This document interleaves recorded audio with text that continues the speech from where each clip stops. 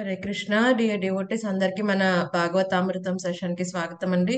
చక్కగా మంగళాచరణ చేసుకుని మనం సెషన్ లో అడుగు పెడదాం.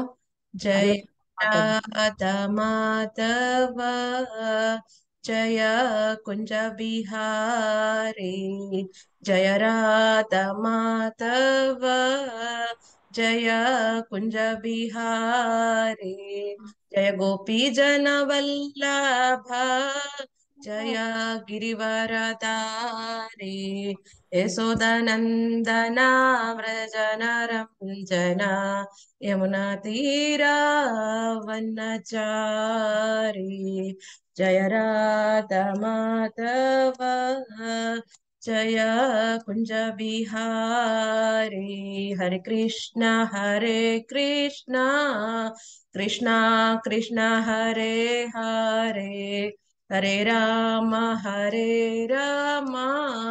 రామ రామ హరే హరే జయ రాధ మాధవ రాధే జయ రాధా మదన్ మోహన్ రాధే జయ రాధా గోవింద గోవింద రాధే రాధా గోపీనాథ గోపీనాథ రాధే నిత్యాయ గౌర హరి బోల్ హరి బోల్ నిత్యాయ గౌర హరి బోల్ హరినామ సంకీర్తన की जय। ఓం అజ్ఞానతిమిరాంధస్య జ్ఞానాంజన శలాకయ చక్షురున్మీలితం येन తస్మై శ్రీ గురవే నమః. నమో విష్ణుపదాయ కృష్ణప్రస్థాయ శ్రీమతే జయ పతాక స్వామి నామే నమో ఆచార్య పదాయ నితాయ కృపపదాయ కౌర కదా దామోదర క్రమ నమో విష్ణుపదాయ కృష్ణప్రస్థాయ శ్రీమతే భక్తి వేదాంత స్వామి నామే నమస్తే సరస్వతి దేవే గౌరవాణి ప్రచార నిర్విశేష శూన్యవాది పాశ్చాత్య దేశత జై శ్రీ కృష్ణ చైతన్య ప్రభు నిత్యానంద శ్రీ అద్వైత గదాధర శ్రీవాసాది గౌరవ భక్త వృంద హరే కృష్ణ కృష్ణ కృష్ణ హరే హరే హరే రామ రామ రామ హరే ముఖం కరోతి వాచాలం పంగం లంగాయతే గిరిం యత్కృపాతమహం వందే శ్రీ గురుం దీనతారిణ పరమానంద మాధవం శ్రీ చైతన్య ఈశ్వరం కథంచన స్మృతయస్మిన్ దుష్కరం సుకరం భవేత్ విస్మృతం విపరీతం స్యా శ్రీ చైతన్యం నమామి తం వంచకల్పాతరుభ్యశ్చ కృపా సింధుభ్య ఏవ చ పతితానాం పావనేభ్యో వైష్ణవేభ్యో నమో నమః. అనంత కోటి వైష్ణవ వృంద కీ జై. హరి ఓం తస్సత్. ఓం నమో భగవతే వాసుదేవాయ. ఓం నమో భగవతే వాసుదేవాయ. ఓం నమో భగవతే వాసుదేవాయ. నారాయణం నమస్కృత్య నరం చైవ నరోత్తమం దేవీం సరస్వతిం వ్యాసం తదో జయముదీరయేత్.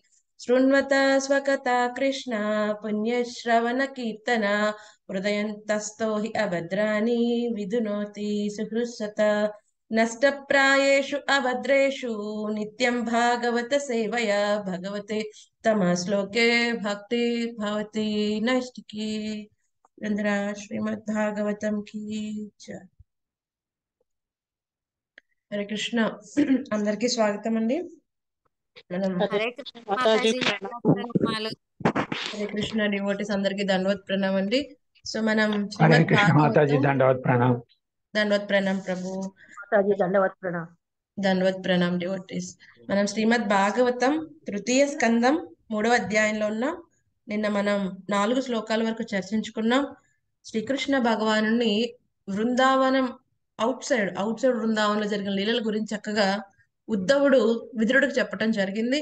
సో స్టార్టింగ్ ఆయన కంసుని ఏ విధంగా సంహరించారు, ఆ తర్వాత ఆయనకు విద్యాభ్యాసం ఏ విధంగా జరిగింది, ఆయనకి ఏ విధంగా గురుదక్షిణ ఇచ్చారు, ఆ తర్వాత ఆయన యొక్క ఏ విధంగా వివాహములన్నీ జరిగాయి, ఆయన యొక్క ప్రథమ రాణులు 8 మందితో, అలాగే 16,101 మంది ఈ విధంగా ఆయన వివాహం చేసుకున్నారు.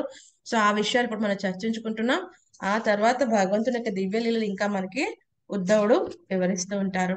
సో మనం నన్ను చక్కగా చెప్పుకున్నాం రుక్మిణీదేవి కదండి, అలాగే నగ్నజితీదేవి, కాళింది, మిత్రవింద, భద్ర, లక్ష్మణుల వివాహం ఏ విధంగా స్వామి చేసుకున్నాడు వాళ్ళందరినీ కూడా కదండి. కొన్ని సార్లు ఏదైతే అక్కడ వాళ్ళు గెలుచుకోవడానికి ఏదైతే పెట్టారో వాటిని జయించి స్వామి తీసుకున్నాడు. కొన్నిసార్లు రాక్షస వివాహం చేసుకున్నాడు. కొన్నిసార్లు వాళ్ళు పెద్దల అంగీకారంతో చేసుకున్నాడు స్వామి. సో ఈ రోజు మనం సత్యభామాదేవిది ఒక విషయం, అలాగే నరకాసురుని ఏ విధంగా స్వామి సంహరించాడు ఆ వివరాలన్నింటినీ కూడా మనకి ఉద్ధవుడు విదురుడికి చక్కగా చెప్తున్నారు. సో ఇందులోంచి మనం చాలా తెలుసుకోవాల్సిన విషయాలు ఉంటాయి. సో ఏమిటి ఈ నరకాసురు వృత్తాంతం నుంచి మనం తెలుసుకోవాల్సిన చాలా వివరాలు ఉంటాయి. మనం తెలుసుకునే ప్రయత్నం చేద్దాం. రైట్. సో 5వ శ్లోకం.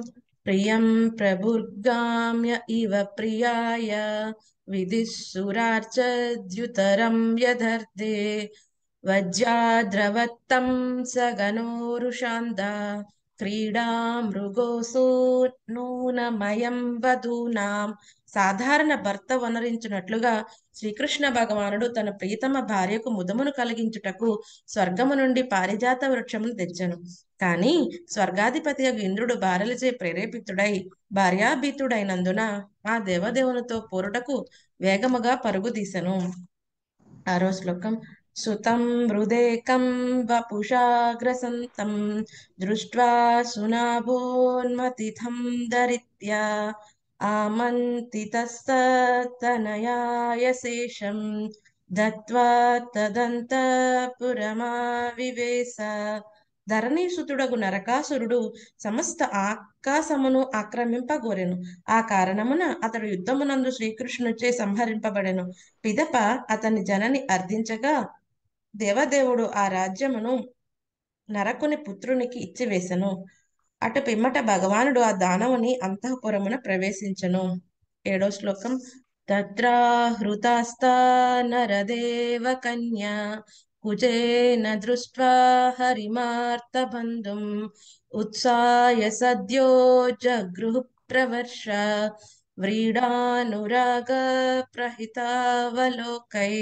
నరకాసురుని గృహమునందు చెరపట్టబడిన రాకుమార్తెలందరూ ఆర్తబంధువకు శ్రీకృష్ణుని గాంచి ఒక్క మారిగా చురుకుదనమును పొందిరి. వారు ఆ దేవదేవుని ఆసక్తితోనూ హర్షముతోనూ బిడియముతోనూ వీక్షించి తమను అతనికి భార్యలుగా అర్పించుకునిరి. ఓకే. కృష్ణ. రత్నకుమారి మాతాజీ మీరు 5వ శ్లోకం చదవండి.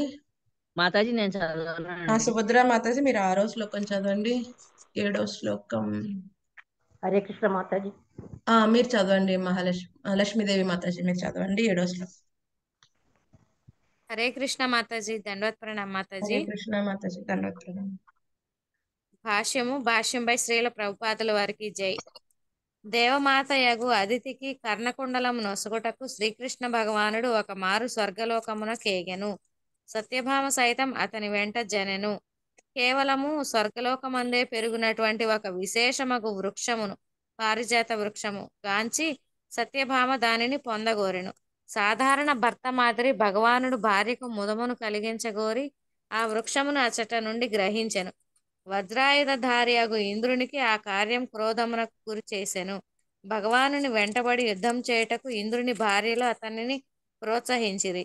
ఇంద్రుడు భార్యాభీతుడగు భర్తయును మూర్ఖుడును అయిన కారణమున భార్యల మాట విని కృష్ణునితో యుద్ధము చేయ సాహసించెను. సమస్తము శ్రీకృష్ణ భగవానునికే చెందినదనేది విషయం మరచిన కారణమున ఈ సందర్భమున అతడు మూర్ఖుడే అయ్యెను.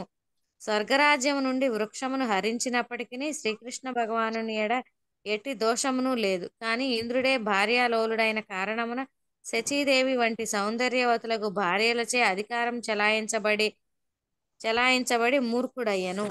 భార్యలకు లోబడి ఉండేది వారు సాధారణంగా మూర్ఖులై ఉండునట్లుగా అతడును మూర్ఖునిగా మారెను. శ్రీకృష్ణుడు భార్యా విధేయుడనియు సత్యభామ సంకల్పముననే అతడు స్వర్గరాజ్యపు సొత్తును హరించెననియు ఇంద్రుడు తలచెను. తత్కారణమున శ్రీకృష్ణుడు తప్పక శిక్షింపబడవలెనని అతడు భావించెను. భగవానుడు సమస్తమునకు యజమాని అనియు అతడెన్నడను భార్యా విధేయుడు కాడనియు ఇంద్రుడు మరచెను. దేవదేవుడగు శ్రీకృష్ణ భగవానుడు స్వతంత్రుడు. కేవలం తన సంకల్పముననే అతడు సత్యభామ వంటి వందలు వేలాది భార్యలను కలిగి ఉండగలడు. అనగా సత్యభామ సౌందర్యవతియగు భార్య అయిన కారణమున ఆమె ఎడ శ్రీకృష్ణుడు అనురక్తుడైనాడని కాదు, ఆమె భక్తియుత సేవ ఎడనే భగవానుడు మిగుల ముదమందెను. ఆ విధముగా తన భక్తురాలి యొక్క అనన్య భక్తికి అతడు ప్రతిఫలమును వసగ గోరెను. హరే కృష్ణ మాతాజీ. దండవత్ ప్రణామ్. Thank you Mataji. Thank you Mataji. Hare Krishna Mataji. స్వయం భగవాను ద్వారా ధరిత్రికి జన్మించిన పుత్రుడే నరకాసురుడని ఇతర పురాణములందు తెలుపబడినది. కానీ బాణుడు వంటి దానవుని సాంగత్యముచే అతడు దానవుడయ్యను. నాస్తికవాది పాషాండు దానవునిగా పిలువబడును. ఉత్తములకు తల్లిదండ్రులకు జన్మించిన వాడైనను దుస్సాంగత్యముచే దానవునిగా మారుననుట వాస్తవమగు విషయమై ఉన్నది. అనగా జన్మయే సర్వదా మంచితనమునకు సద్గుణమునకు ప్రమాణం కాదు. సత్సాంగత్యము శిక్షణను పొందనంత వరకు మనుజుడు మంచివాడు కానేరడు. హరే కృష్ణ మాతాజీ. హరే కృష్ణ మాతాజీ. నరకాసుడు పెక్కుమంది రాకుమార్తెలను చెరబట్టి తన ప్రాసాదమున బందీలుగా ఉంచెను. కానీ శ్రీకృష్ణ భగవానుడు ఆ దానవుని సంహరించి అతని గృహమున ప్రవేశించినప్పుడు రాకుమార్తెలందరూ ఆనందంతో రంజితులై తమను తాము ఆ దేవదేవునికి పత్నులుగా అర్పించుకునేది. భగవానుడొక్కడే ఆర్తుల బంధువగుట అందులకు కారణము. భగవానుడు వారిని అంగీకరింపని ఎడల వారికి వివాహం అయ్యే అవకాశమే లేదు. ఏలయన దానవుడు ఆ రాకుమార్తెలను తమ తండ్రుల రక్షణ నుండి చెరబట్టినందున ఎవరినూ వారిని వివాహం ఆడుటకు అంగీకరించబోరు. వైదిక సంఘ నియమానుసారము కన్య తండ్రి రక్షణ నుండి భర్త యొక్క రక్షణకు చేరవలెను. కానీ ఆ రాకుమార్తెలందరూ ఇదివరకే తమ తల్లిదండ్రుల రక్షణ నుండి పడినందున స్వయముగా భగవానుని తప్ప అన్యులను భర్తగా పొందుట వారికి అతి కష్టతరమే అయ్యుండేది. హరే కృష్ణ మాతాజీ. ధన్యవాదం. Hare Krishna. Thank you Mataji. So ఇక్కడ మనం ఫస్ట్ 6వ శ్లోకం నుంచి చెప్పుకుని అప్పుడు 5వ శ్లోకానికి వద్దాం. ఎందుకంటే ఫాస్ట్ టైం ఆ లీల కంటిన్యూషన్ ఆ విధంగా ఉంటుంది కాబట్టి మనకి చక్కగా అప్పుడు 6, 5, 7 ఆ లైన్ లో మనం వెళ్తాం. సో మనందరికీ తెలుసు ఈ యొక్క సత్యభామ దేవుని స్వామి చక్కగా వివాహం చేసుకుంటారు. నిన్న మన సత్యభామ దేవి గురించి జాంబవతి దేవి గురించి చెప్పుకోలేదు. సో ఎప్పుడైతే ఈ యొక్క సత్రజిత్ యొక్క కుమార్తె ఇవిడే కదండి, ఆ యొక్క సూర్యుడు ఇచ్చిన ఒక మణి ఉంటుంది, దాని వల్ల అత్యధికమైన బంగారం వస్తూ ఉంటుంది. అది ఉగ్రసేన మహారాజుకి ఇమ్మని కృష్ణుడు చెప్పడం జరుగుతుంది. ఎందుకంటే అటువంటివి వేరే చోట ఉంటే ఏమవుతుంది, వాళ్ళకి ప్రాణహాని జరిగే అవకాశం ఉంది కాబట్టి సో అది ఆ మణిని అలాగే సత్రాజిత్ యొక్క ప్రాణం కూడా రక్షింపబడుతుంది కృష్ణుడు ఆ విధంగా చెప్తే వాళ్ళు ఏమనుకుంటారు, మా దగ్గర నుంచి తీసేసుకునే ప్రయత్నం చేస్తున్నారు కృష్ణుడు అనుకుని ఆయన ఇవ్వకుండా ఉంటాడు. సో తర్వాత ఏమవుతుంది, తన తమ్ముడు అరణ్యానికి వేసుకుని వెళ్తే అక్కడ ఈ యొక్క జాంబవంతుడు కదండి ఆ బల్లూకం ఫస్ట్ ఒక సింహం సంహరిస్తుంది. సింహం మళ్ళీ తర్వాత సింహం నుంచి బల్లూకమైన ఈ జాంబవంతుడు తీసుకుంటాడు. ఆ తర్వాత అది ఈ యొక్క జాంబవతి దేవికి ఆట వస్తువు కింద ఇవ్వటం అనేది జరుగుతుంది. సో ఇంటర్న్ ఈ ప్రాసెస్ అంతా ఏమవుతుంది, కృష్ణుడి మీద అపవాదం వస్తుంది. మళ్ళీ కృష్ణుడు వెళ్ళి కదండి జాంబవంతుడితో యుద్ధం చేసిన తర్వాత చాలా రోజులు చేసిన తర్వాత ఆయనకు అర్థమవుతుంది ఈ కృష్ణుడు ఎవరో కాదు, నా స్వామియే శ్రీరాముడే. ఎందుకంటే రామరావణ యుద్ధం జరుగుతున్నప్పుడు జాంబవంతుడికి ఒక అద్భుతమైన కోరిక వచ్చిందంట, నేను కూడా స్వామితో యుద్ధం చేయాలి, ఎందుకంటే స్వామి చాలా పరాక్రమవంతుడు. సో స్వామి కోరిక ఆ కోరిక ఈ విధంగా తీరుతుంది. ఆ తర్వాత ఏం చేస్తాడు ఆయన జాంబవంతుడు, తన స్వామి అని తెలుసుకున్న తర్వాత అర్థమవుతుంది నన్ను ఎవరు జయించలేరు, అయితే నా స్వామి అయి ఉండవచ్చు అని చక్కగా అర్థమవుతుంది. ఇప్పుడు ఏం చేస్తారు, జాంబవతి దేవుని స్వామికి వివాహం చేస్తారు. ఆ కన్యతో ఆ మణిని కూడా ఇస్తారు. అప్పుడు ఏమవుతుంది, సత్రాజిత్తు తన తప్పు తెలుసుకుని మళ్ళీ స్వామికి సత్యభామాదేవిని ఆ మణిని కూడా ఇవ్వటం అనేది జరుగుతుంది. సో ఈ సత్యభామాదేవి చాలా చాలా సౌందర్యవతిగా ఉంటారు. సో మన చాలా మంది తప్పుగా అనుకుంటారు. సో స్వామి కూడా ఇక్కడ ఇంద్రుడు కూడా అలాగే అనుకుంటాడు. ఏమని అనుకుంటాడు, స్వామి కూడా భార్యాలోలుడు అని అనుకుంటున్నాడు. కానీ ఇక్కడ ఇంతకీ ఎవరు భార్యాలోలులు, ఇంద్రుడా అండి కృష్ణుడా? ఇంద్రుడు మాతాజీ. ఆ ఇంద్రుడు మాట ఇంద్రుడు. ఒక్కోసారి ఏమవుతుందంటే మనం తప్పు చేస్తూ ఉంటాం, అవతల వాళ్ళు ఆ తప్పు చేస్తున్నట్టు అనిపిస్తుంది. ఎందుకంటే మనం ఎంత మంచి వాళ్ళం అని మన అభిప్రాయంలో ఉంటామంటే మన దోషం మనకి ఎప్పటికీ అంటదు కదండి, కనిపించదు. కానీ ఎదుటివాడిలో ఆ లోపం కనిపిస్తూ ఉంటుంది. ఎదుటివాడు కరెక్ట్ గానే ఉంటాడు, బట్ మన లోపం వాళ్ళలో చూసే ప్రయత్నం చేస్తాం. ఎందుకంటే మన చేతన అలా ఉంది కాబట్టి అందరూ అలాగే ఉంటారు అనుకుంటాం. సో చాలా మంది చెప్తారు, మీ ఇంట్లో ఇలా పెత్తనమేనా అండి అని మాట్లాడుతూ ఉంటారు. అంటే వాళ్ళ ఇంట్లో అలా పెత్తనం కాబట్టి ఎక్స్పెక్ట్ చేస్తూ ఉంటారు వేరే వాళ్ళ ఇంట్లో కూడా అలా జరుగుతుందని. బట్ అలా జరగదు కదా అన్ని విషయాల్లో. సో ఇక్కడ అలాగే చాలా మంది అనుకుంటారు, కానీ స్వామి ఎందుకు అంతలాగా రెసిప్రొకేట్ అవుతున్నారు సత్యభామాదేవికి? ఎందుకంటే ఆవిడ పరమ భక్తురాలు.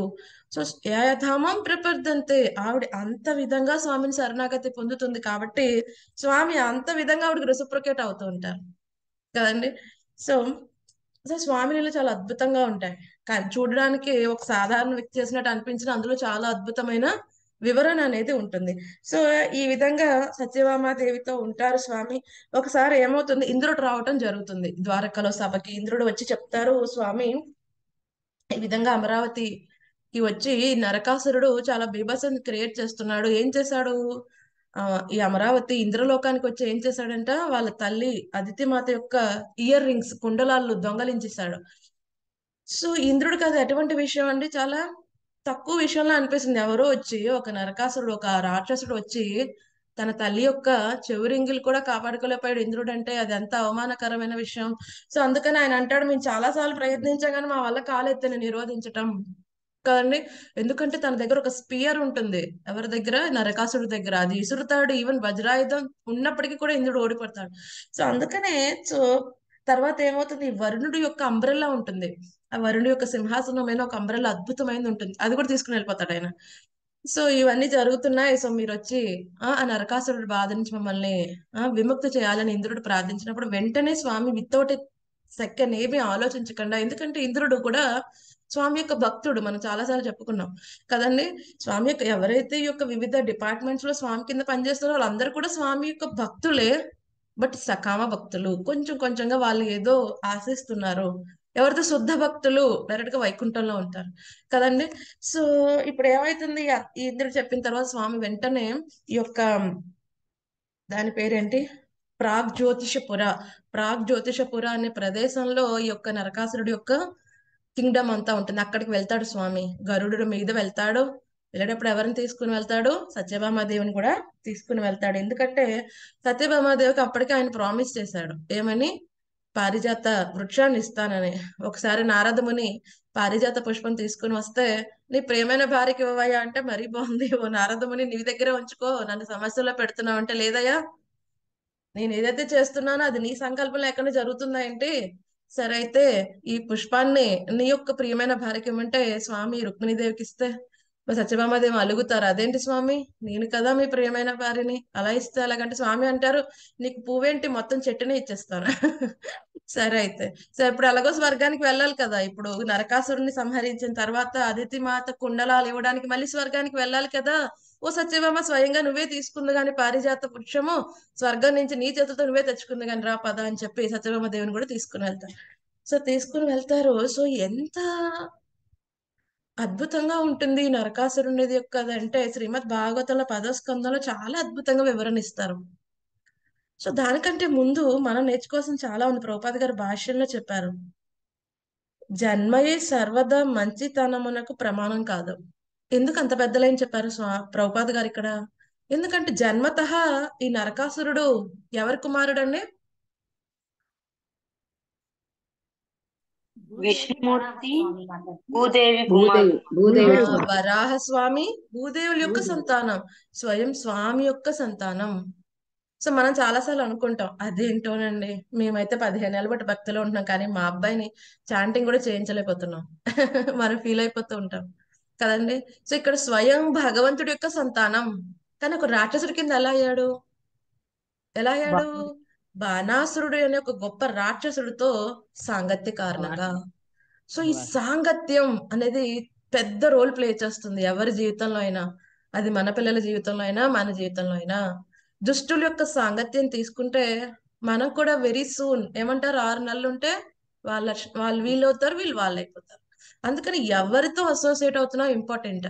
మనం చాలాసార్లు చెప్పుకున్నాం, ఈమెన్ మనం స్పెషల్ సెషన్స్ చెప్పుకున్నాం, భగవద్గీత మీద అంశాలు చెప్పుకున్నప్పుడు, స్పెషల్ సెషన్స్ చెప్పుకున్నాం. ఎవరితో అయితే మనం డే టు డే యాక్టివిటీస్ లో ఎక్కువగా అసోసియేట్ అవుతున్నాం, ఎక్కువ సమయం ఎవరికి ఇస్తున్నాం, అందులో ఫస్ట్ 5 మెంబర్స్ లో క్వాలిటీస్ మనలో ఓవర్ పీరియడ్ ఆఫ్ టైం వచ్చేస్తాయి. సో దీన్ని బట్టి ఆలోచించుకోండి, 5 మెంబర్స్ ఎవరు మన జీవితం కదండి. సో ఆ 5 మెంబర్స్ మంచి వాళ్ళైతే మనం మంచిగా అవడానికి చాలా ఛాన్సెస్ ఉన్నాయి, వెరీ ఫాస్ట్ గా అయిపోతాం. ఆ 5 డివోటీస్ అయితే ఇంకా వెళ్ళండి గుడ్. ఒకవేళ ఈ 5 మనకి ఆపోజిట్ మైండ్ సెట్ కదండి, ఆపోజిట్ మైండ్ సెట్, ఏమన్నా జస్ట్ మాట్లాడతానంతే, జస్ట్ అసోసియేషన్ తీసుకుంటానంతే, వాళ్ళలాగా ఉంటాను ఏంటి అనుకుంటే సరిపోదు. ఏమవుతుంది, ఓవర్ పీరియడ్ టైం వాళ్ళలాగా అయిపోతాం, ఆ చేతన వాళ్ళలాగానే వచ్చేస్తుంది కదండి. సో ఇక్కడ నరకాసురుడికి బాణాసురుడి యొక్క సాంగత్య కారణంగా ఏమైంది, తను కూడా ఒక రాక్షస ప్రవృత్తిగా తయారైపోతాడు. మనం చూస్తే నరకాసురుడు ఎంటర్ అవటం ఎలా ఉంటుందో కూడా శ్రీమద్ భాగవతం చెప్పండి. ఎంటర్ అయినప్పుడు ఒక ఎఫల్జెన్స్, ఒక కాంతివంతంగా ఉంటాడంట, చాలా బ్రైట్ గా ఉంటాడంట.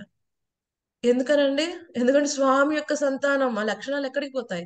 బట్ కానీ ఏమైంది, సాంగత్య కారణంగా. అంటే ఇప్పుడు ఒక రాక్షసుడు అంటే 2 కొమ్ములుండి వికృతమైన ఆకారం ఉండే వాళ్ళే రాక్షసులు కాదు, ఆ యొక్క రాక్షస ప్రవృత్తి లక్షణాలు ఉంటే ఎవరైనా రాక్షసుడే కదండి.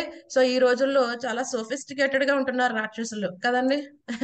సో పైకి చూస్తే ఎంతో బ్యూటిఫుల్ గా అందంగా ఉంటున్నారు, వాళ్ళ యొక్క మనసు ఓపెన్, పక్కన ఒక 2 నిమిషాలు ఉండి వాళ్ళ మనసుని కనుక మనం తెలుసుకోగలిగితే భయం వేస్తుంది, ఇంత వికృతంగా ఆలోచిస్తారా.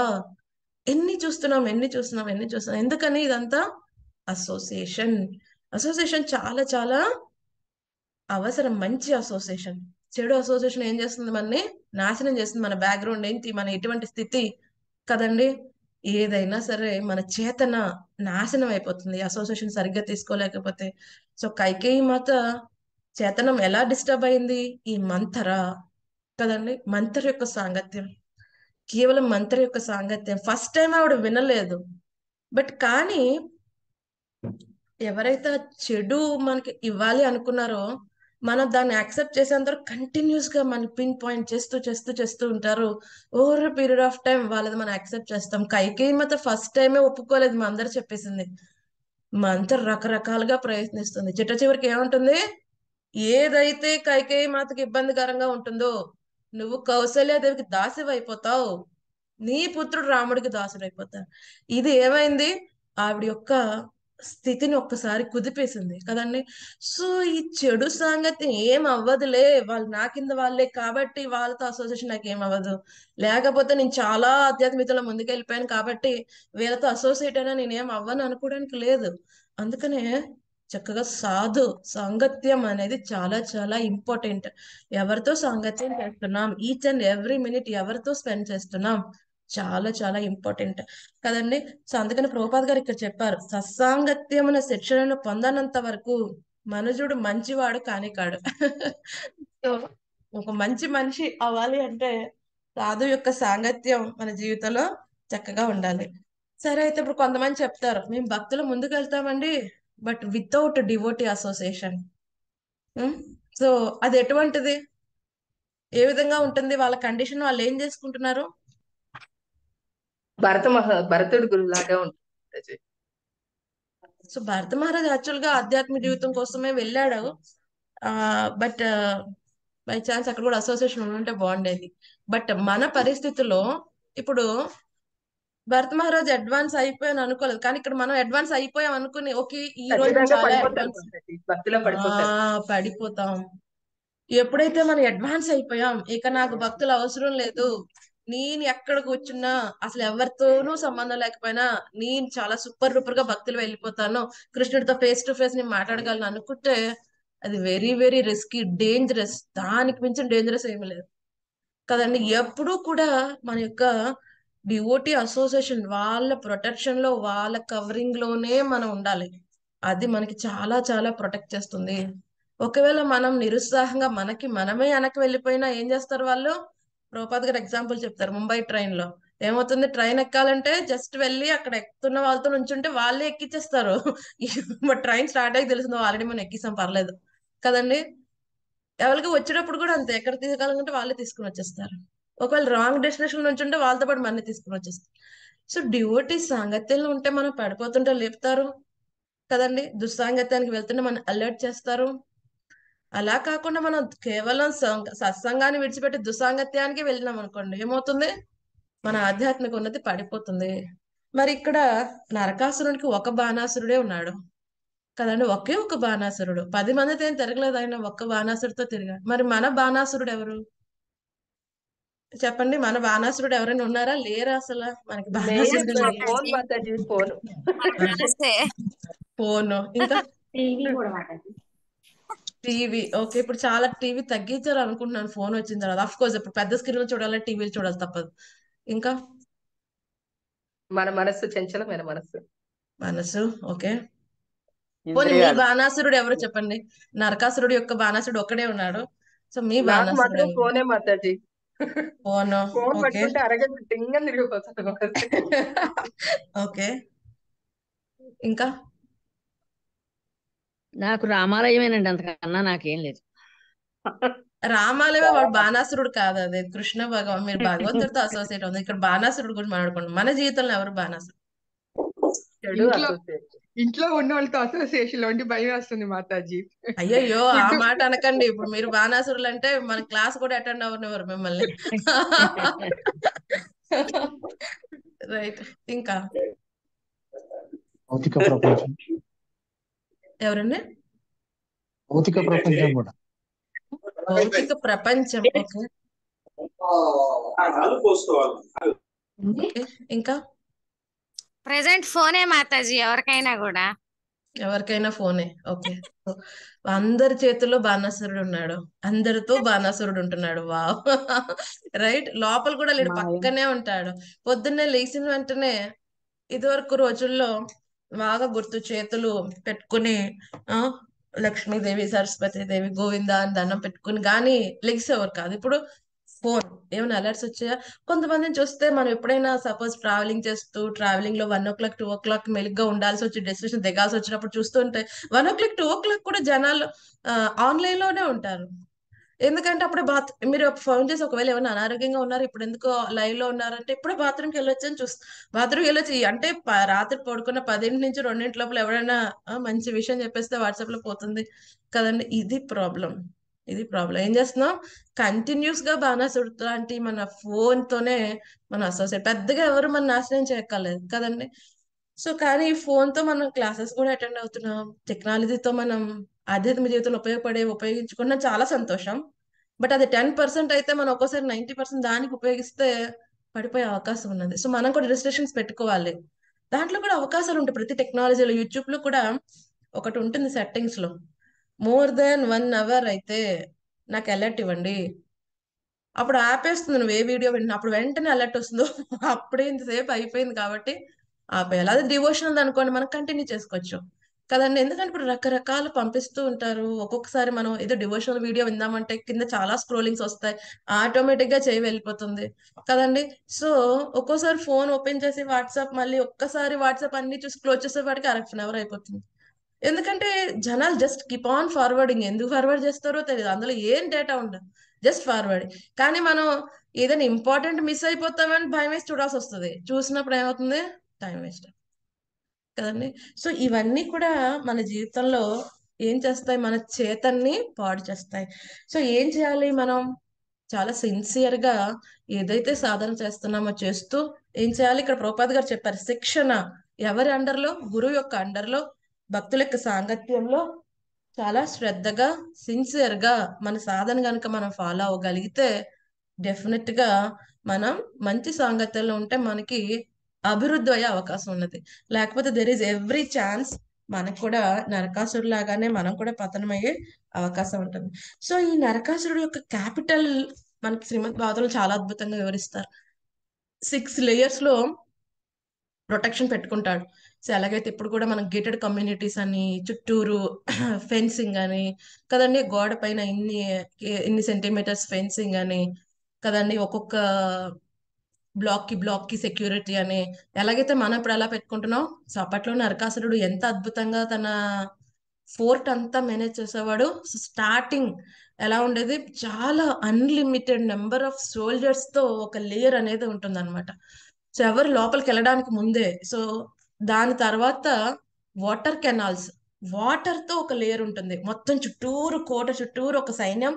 ఆ సర్కిల్ ఇంకో సర్కిల్ ఏంటి, వాటర్ కెనాల్ అంటే వాటర్ బాడీ ఉంటాయి, జస్ట్ వాటర్ చుట్టూరు. సో అందులో ఏముంటాయి, జస్ట్ వాటరా కాదు, మనుషుల్ని తినే మొసళ్ళు ఉంటాయి. సో ఒకవేళ అది దాటి ఎవరైనా ముందుకు వెళ్తే, అక్కడికి దాటితే ఏమవుతాయి, షాకింగ్ వైర్లు ఏదైతే పట్టుకుంటే షాక్ వచ్చేస్తుంది కదండి, అటువంటి షాకింగ్ వైర్స్ ఉంటాయి. అది దాటి వెళ్తే గ్యాస్ ఛాంబర్స్, గ్యాస్ ని రిలీజ్ చేసేస్తారు, ఆ గ్యాస్ పీల్స్ మన అక్కడే పడిపోతుంది. So gas chambers. అది దాటిన తర్వాత వైరింగ్, ఒక పెద్ద చుట్టతో చుట్టేస్తారు మొత్తం అంతా కూడా. ఆ వైరింగ్ చేసుకుని వెళ్ళటం కష్టం. సో అది కూడా దాటితే అప్పుడు ఒక ప్రహరీ గోడ అనేది వస్తుంది, పెద్ద వాల్ అనేది వస్తుంది. ఆ లోపల ఈ యొక్క నరకాసురుడు యొక్క భవనం అనేది ఉంటుంది. సో ఇంత ప్రొటెక్షన్ లో ఉంటున్నాడు నరకాసురుడు. సో ఎప్పుడైతే స్వామి వస్తారో, సో స్వామి వస్తారు ఫస్ట్ చాలా విరోచితంగా అక్కడ ఉన్న సోల్జర్స్ అందరినీ నశింప చేస్తారు. ఆ తర్వాత ఈ వాటర్ బాడీ చాలా ఏం చేస్తారు, ఆయన సుదర్శనాన్ని పంపిస్తే ఏం చేస్తుంది, సుదర్శన డ్రై అప్ చేసేస్తుంది వాటర్ అంతా. ఆ తర్వాత వాటిలన్నిటిని సంహరిస్తారు. ఆ తర్వాత షాకింగ్ అంతా కూడా బ్రేక్ చేస్తారు. ఆ తర్వాత మళ్ళీ గ్యాసెస్ అన్నిటిని డిస్ట్రాయ్ చేస్తారు. ఆ తర్వాత ఈ వైరింగ్ అంతటిని కూడా కట్ చేసేస్తారు. ఆ తర్వాత ఎప్పుడైతే స్వామి తన శంఖాన్ని ఊదిస్తారు, శంఖాన్ని ఎప్పుడైతే ఊదుతారో ఆ వాల్ ఏమవుతుంది, క్రాక్స్ వచ్చేస్తాయి. ఆ వాల్ కి క్రాక్స్ వచ్చేసి పెద్ద పెద్ద సౌండ్స్ వస్తూ ఉంటాయి అనమాట, కొన్ని కొన్ని పడిపోతూ ఉంటాయి. అప్పుడు అక్కడ ఒక రాక్షసుడు ఉంటాడు కాపలాకి, మొత్తం ఈ ఫోర్ట్ కి అంతటికి ఒక రాక్షసుని పెడతాడు, మురా అని ఒక రాక్షసుడు. మురాకి ఎన్ని తలలు ఉంటాయి ఎవరికైనా తెలుసా? మనలాగా ఒక తల కాదు. 10,000 మాతాజీ. లేదు. రావణాసురుడికి ఎన్ని? 10. 10. మురా రాక్షసుడికి ఎన్ని? 5. 5 తలలు ఉంటాయి. ఎంతో పవర్ఫుల్ గా ఉంటాడు, చాలా తేజవంతంగా ఉంటాడు, చాలా శక్తిమంతుడు అనమాట.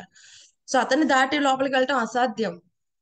సో ఇప్పుడు లెగుస్తాడు, ఏంటి సౌండ్స్ అన్ని వస్తున్నాయి, ఫోర్ట్ అంతా నాశనం అయిపోయింది, ఎవరు లోపలికి రాగలిగారు, ఎంత శక్తివంతులు. ఎందుకంటే స్వామి అసలు గరుడ మీదే ఉంటారు, గరుడ దిగరు కూడా. సో గరుడ మీద నుండి మొత్తం అంతా కూడా ఎంట్రన్స్ లోపల వరకు వచ్చేస్తారు స్వామి కదండి. సో ఇదంతా చూస్తాడు, చూసి ఓకే సరే అయితే మురా డెమన్ అటాక్ చేయడం ప్రారంభిస్తాడు. గరుడ మీద అటాక్ చేస్తారు విరోచితంగా. సో గరుడ కూడా మళ్ళీ తట్టుకుంటారు. ఆ తర్వాత తన ట్రిడెంట్ విసిరేస్తారు స్వామితో. సో స్వామి కూడా కొంచెంసేపు ఫైట్ చేస్తారు. ఆ తర్వాత స్వామి తన యొక్క సుదర్శన చక్రం వేసి ఆ యొక్క మురా అనే రాక్షసుని సంహరిస్తారు. ఇంకా చాలా ఉంటుంది, ఒక్కొక్కరి అటాక్స్ అలా ఉంటాయి, అవన్నీ కూడా చాలా వివరణ వస్తుంది మన 10వ స్కందంలో. ఆ తర్వాత ఈ రాక్షసుడు యొక్క 7 కుమారులు ఉంటారు, వాళ్ళు వీరోచితంగా పోరాడతారు, స్వామి అందరినీ సంహరించేస్తాడు.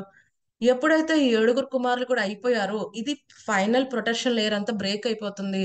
అప్పటికి ఏమవుతుంది, ఈ గరుడ దానికి చాలా షార్ప్ బీక్ ఉంటుంది కదండి, ముక్కు ఉంటుంది, దాంతో అందరినీ సంహరించేస్తూ ఉంటాడు. సో ఆ విధంగా మొత్తం కల్లోలం స్టార్ట్ అయిపోతుంది, అరుపులు అన్ని ఆర్తనాదానులు, అందరూ పారిపోయే వాళ్ళు పారిపోతూ ఉంటే అప్పుడు నరకాసురుడు ఎంటర్ అవుతాడు. డిస్క్రిప్షన్ వస్తుంది, చాలా ప్రకాశవంతంగా ఉంటుందండి నరకాసురుడు రూపం. ఎంతో బాగుంటాడు. కానీ ఏమైంది, దానవ ప్రవృత్తి అలవర్చుకున్నాడు. సో వస్తాడు. సో ఫస్ట్ రాగానే గరుడ మీద అటాక్ చేస్తాడు, ఎందుకంటే గరుడ అందరినీ భయపెట్టేస్తున్నాడు వాళ్ళ సైన్యాన్ని. సో గరుడ మీద అటాక్ చేస్తాడు, చాలా స్ట్రైక్స్ వేస్తాడు. కానీ గరుడ చాలా బలవంతుడు, నిన్న కూడా మనం గరుడ గురించి చెప్పుకున్నాం. సో అవన్నీ ఎలా ఉంటాయంటే, గరుడకి తను ఎంతో విరోచితంగా వదులుతున్నా అవన్నీ ఎలా ఉంటాయంటే, ఇప్పుడు ఏనుగు మీద ఎవరైనా పూల దండలతో విసురుతున్నారు అనుకోండి, ఆ దండ ఎంత పెద్దదవని దానికి ఏమైనా ఉంటుందా, ఏముండదు, ఓకే ఏదో పడింది అనుకుంటుంది అంతే. సో గరుడ కూడా అలాగే ఉంటుంది, పెద్ద ప్రాబ్లమే అనిపించదు. బట్ స్టిల్ తను కూడా స్వామి యొక్క ఆ యుద్ధంలో సేవ చేస్తూ ఉంటాడు. సో ఇలా జరుగుతున్న తర్వాత తనకు ఒక స్పియర్ ఉంటుంది, సో దాంతో యుద్ధం చేస్తాడు. సో అనుకుంటాడు ఇంద్రుడిని దీంతోనే జయించాను కదా, సో ఈ వ్యక్తిని కూడా జయిస్తాను అనుకుంటాడు. అది ఫెయిల్ అవుతుంది, చాలా రకరకాలన్నీ ప్రయత్నిస్తాడు, అన్ని ఫెయిల్ అవుతాయి. లాస్ట్ కి తన దగ్గర ఉన్న ట్రిడెంట్ తీసుకుని వచ్చి యుద్ధం చేసే ప్రయత్నం చేస్తాడు. ఇప్పుడు స్వామి లాస్ట్ గా ఏం చేస్తారు, ఇంకా సుదర్శన చక్రం వేసిన కారణంగా ఏమవుతుంది, తన శిరస్సు తెగి కింద పడిపోతుంది అనమాట. సో అప్పుడు తనకున్న ఫాలోవర్స్, యాక్చువల్ గా మనకి వేరే వేరే విషయాలు చాలా చాలా వింటాం, మనకి సత్యభామాదేవి సంహరించింది అని. కానీ శ్రీమద్ భాగవతం 10వ స్కందంలో సుఖదేవ గోస్వామి మాత్రం ఇలాగే వివరించారు, కృష్ణుడి చేతిలోనే ఈ భౌమాసురుడు భూదేవి యొక్క పుత్రుడు నరకాసురుడు సంహరింపబడ్డాడని. సో మనం అదే వర్షన్ తీసుకున్నాం, ఎందుకంటే మనం శ్రీమద్ భాగవతమే ఫాలో అవుతున్నాం. సో శ్రీమద్ భాగవతం అమల పురాణం, సో అందులో ఏదైతే చెప్పబడిందో 100% ట్రూ. సో ఎందుకంటే మన ఆచార్యులు అందరూ అంగీకరించారు కాబట్టి దాన్ని మనం ఫాలో అవ్వాలి. ఒకవేళ ఏదైనా వేరే కల్పంలో వేరేలా జరిగి ఉంటే అది కూడా నిజమై ఉండవచ్చు. బట్ ఇక్కడ మనకి సుఖదేవ గోస్వామి ఒక కల్పంలో జరిగిన విషయం, ఒకసారి జరిగిన విషయం చెప్తున్నారు. సో మనం ప్రమాణంగా తీసుకుని ప్రభుపాదుడు కూడా అదే వివరించారు, మనం కూడా మన ఆచార్యులు కూడా అదే చెప్తారు, మనం అదే ఫాలో అయ్యే అవకాశం. అలాగని వేరే తప్పని మనం చెప్పం, ఎందుకంటే స్వామి కల్పభేదాలు ఉంటాయి. ఒక సొల్యూషన్ ఏమని చెప్తారు, కల్పభేదాలు. వేరేసారి ఎప్పుడైనా వచ్చినప్పుడు స్వామి ఆ విధంగా సత్యభామాదేవి ద్వారా సంహరించి ఉండవచ్చు, అది కూడా కరెక్ట్ అయి ఉండవచ్చు. ఏది తప్పంటానికి లేదు, ఎందుకంటే స్వామి ఒక్కొక్కసారి కొన్ని లీలలకు ఒక్కొక్కసారి కొన్ని విషయాలు డిఫరెంట్ గా చేస్తాడు అంతే. అది స్వామి డిస్ప్లే, ఆ లీల డిస్ప్లే చేయటంలో కొంత చిన్నగా వెరైటీ ఉండవచ్చు. కల్పభేదం గాని మన్వంతర భేదం గాని అయి ఉండవచ్చు. ఓకే, సో ఈ విధంగా అవుతుంది. ఆ తర్వాత భూదేవి వస్తుంది. సో భూదేవి స్వామిని చాలా బాగా మంచి ప్రార్థనలు చేస్తుంది. మనం చూస్తే శ్రీమద్ భాగవతంలో, ఎంటైర్ శ్రీమద్ భాగవతంలో భూదేవి చాలా సార్లు వస్తుంది కదండి. సో శ్రీకృష్ణ భగవాన్ ఆవిర్భవించడానికి కూడా భూదేవే కారణం. ఆవు రూపం తీసుకుని బ్రహ్మదేవుడి దగ్గరికి వెళ్తుంది, దేవీ దేవతలందరూ ప్రార్థిస్తారు. ఆ తర్వాత వాళ్ళందరూ వెళ్ళి స్వామిని ప్రార్థిస్తే స్వామి వస్తానని హామీ ఇచ్చి దేవదేవతలు అందరినీ కూడా యదువంశం వృష్ణి వంశంలో ఆవిర్భవించమని చెప్తాడు. తర్వాత భూదేవి ఎప్పుడైతే స్వామి అంతర్ధానం అయిపోయిన తర్వాత భూదేవి విలపిస్తుంది. సో భూదేవి ప్రార్థనలు ఉంటాయి, అయ్యో అందరితో అయితే స్వామి కొన్ని సమయాల్లోనే ఉన్నాడు, కానీ నాతో ఎప్పుడు ఉన్నాడు, ఎందుకని ఆయన పాదపద్మాలు ఎప్పుడు నా మీద మోపుతున్నాడు, అందరికంటే ఫీల్ అయ్యింది విరహం ఇప్పుడు నాకే. ఎందుకంటే ఈ విరహం అనేది అందరికి ఏదో ఒక సమయంలో ఉంది. బృందావన వాసులకు ఒక సమయంలో అయితే, ద్వారక వాసులు ఒక సమయంలో, పాండవులకు ఒక సమయంలో, యదువంశులు ఒక సమయంలో అయితే, నాకు ఎప్పుడు విరహం లేదు స్వామి వచ్చినప్పటి నుంచి. సో ఇప్పుడు నేను విరహాన్ని అనుభవిస్తున్నా, స్వామి వెళ్ళిపోతాను స్వధామానికని భూదేవి చాలా చాట్ల మనకి ఆవిడ ఎంట్రన్స్ వస్తుంది. సో ఇక్కడ కూడా భూదేవి చక్కగా ప్రార్థిస్తుంది, ప్రార్థించి ఈ అదితి మాత యొక్క కుండలాలు ఇస్తుంది, వరుణుడి యొక్క అంబ్రెల్లా మళ్ళీ తిరిగిస్తుంది. ఆవిడ ఒక రిక్వెస్ట్ చేస్తుంది, స్వామి నువ్వు దేవాది దేవుడువయ్యా, ఇప్పుడు నా ఒక మనవడు ఉన్నాడు, ఎవరైతే ఈ నరకాసుడి యొక్క పుత్రుడు, ఎవరికైనా గుర్తుందా అతని పేరు, నరకాసుని యొక్క పుత్రుడి పేరు?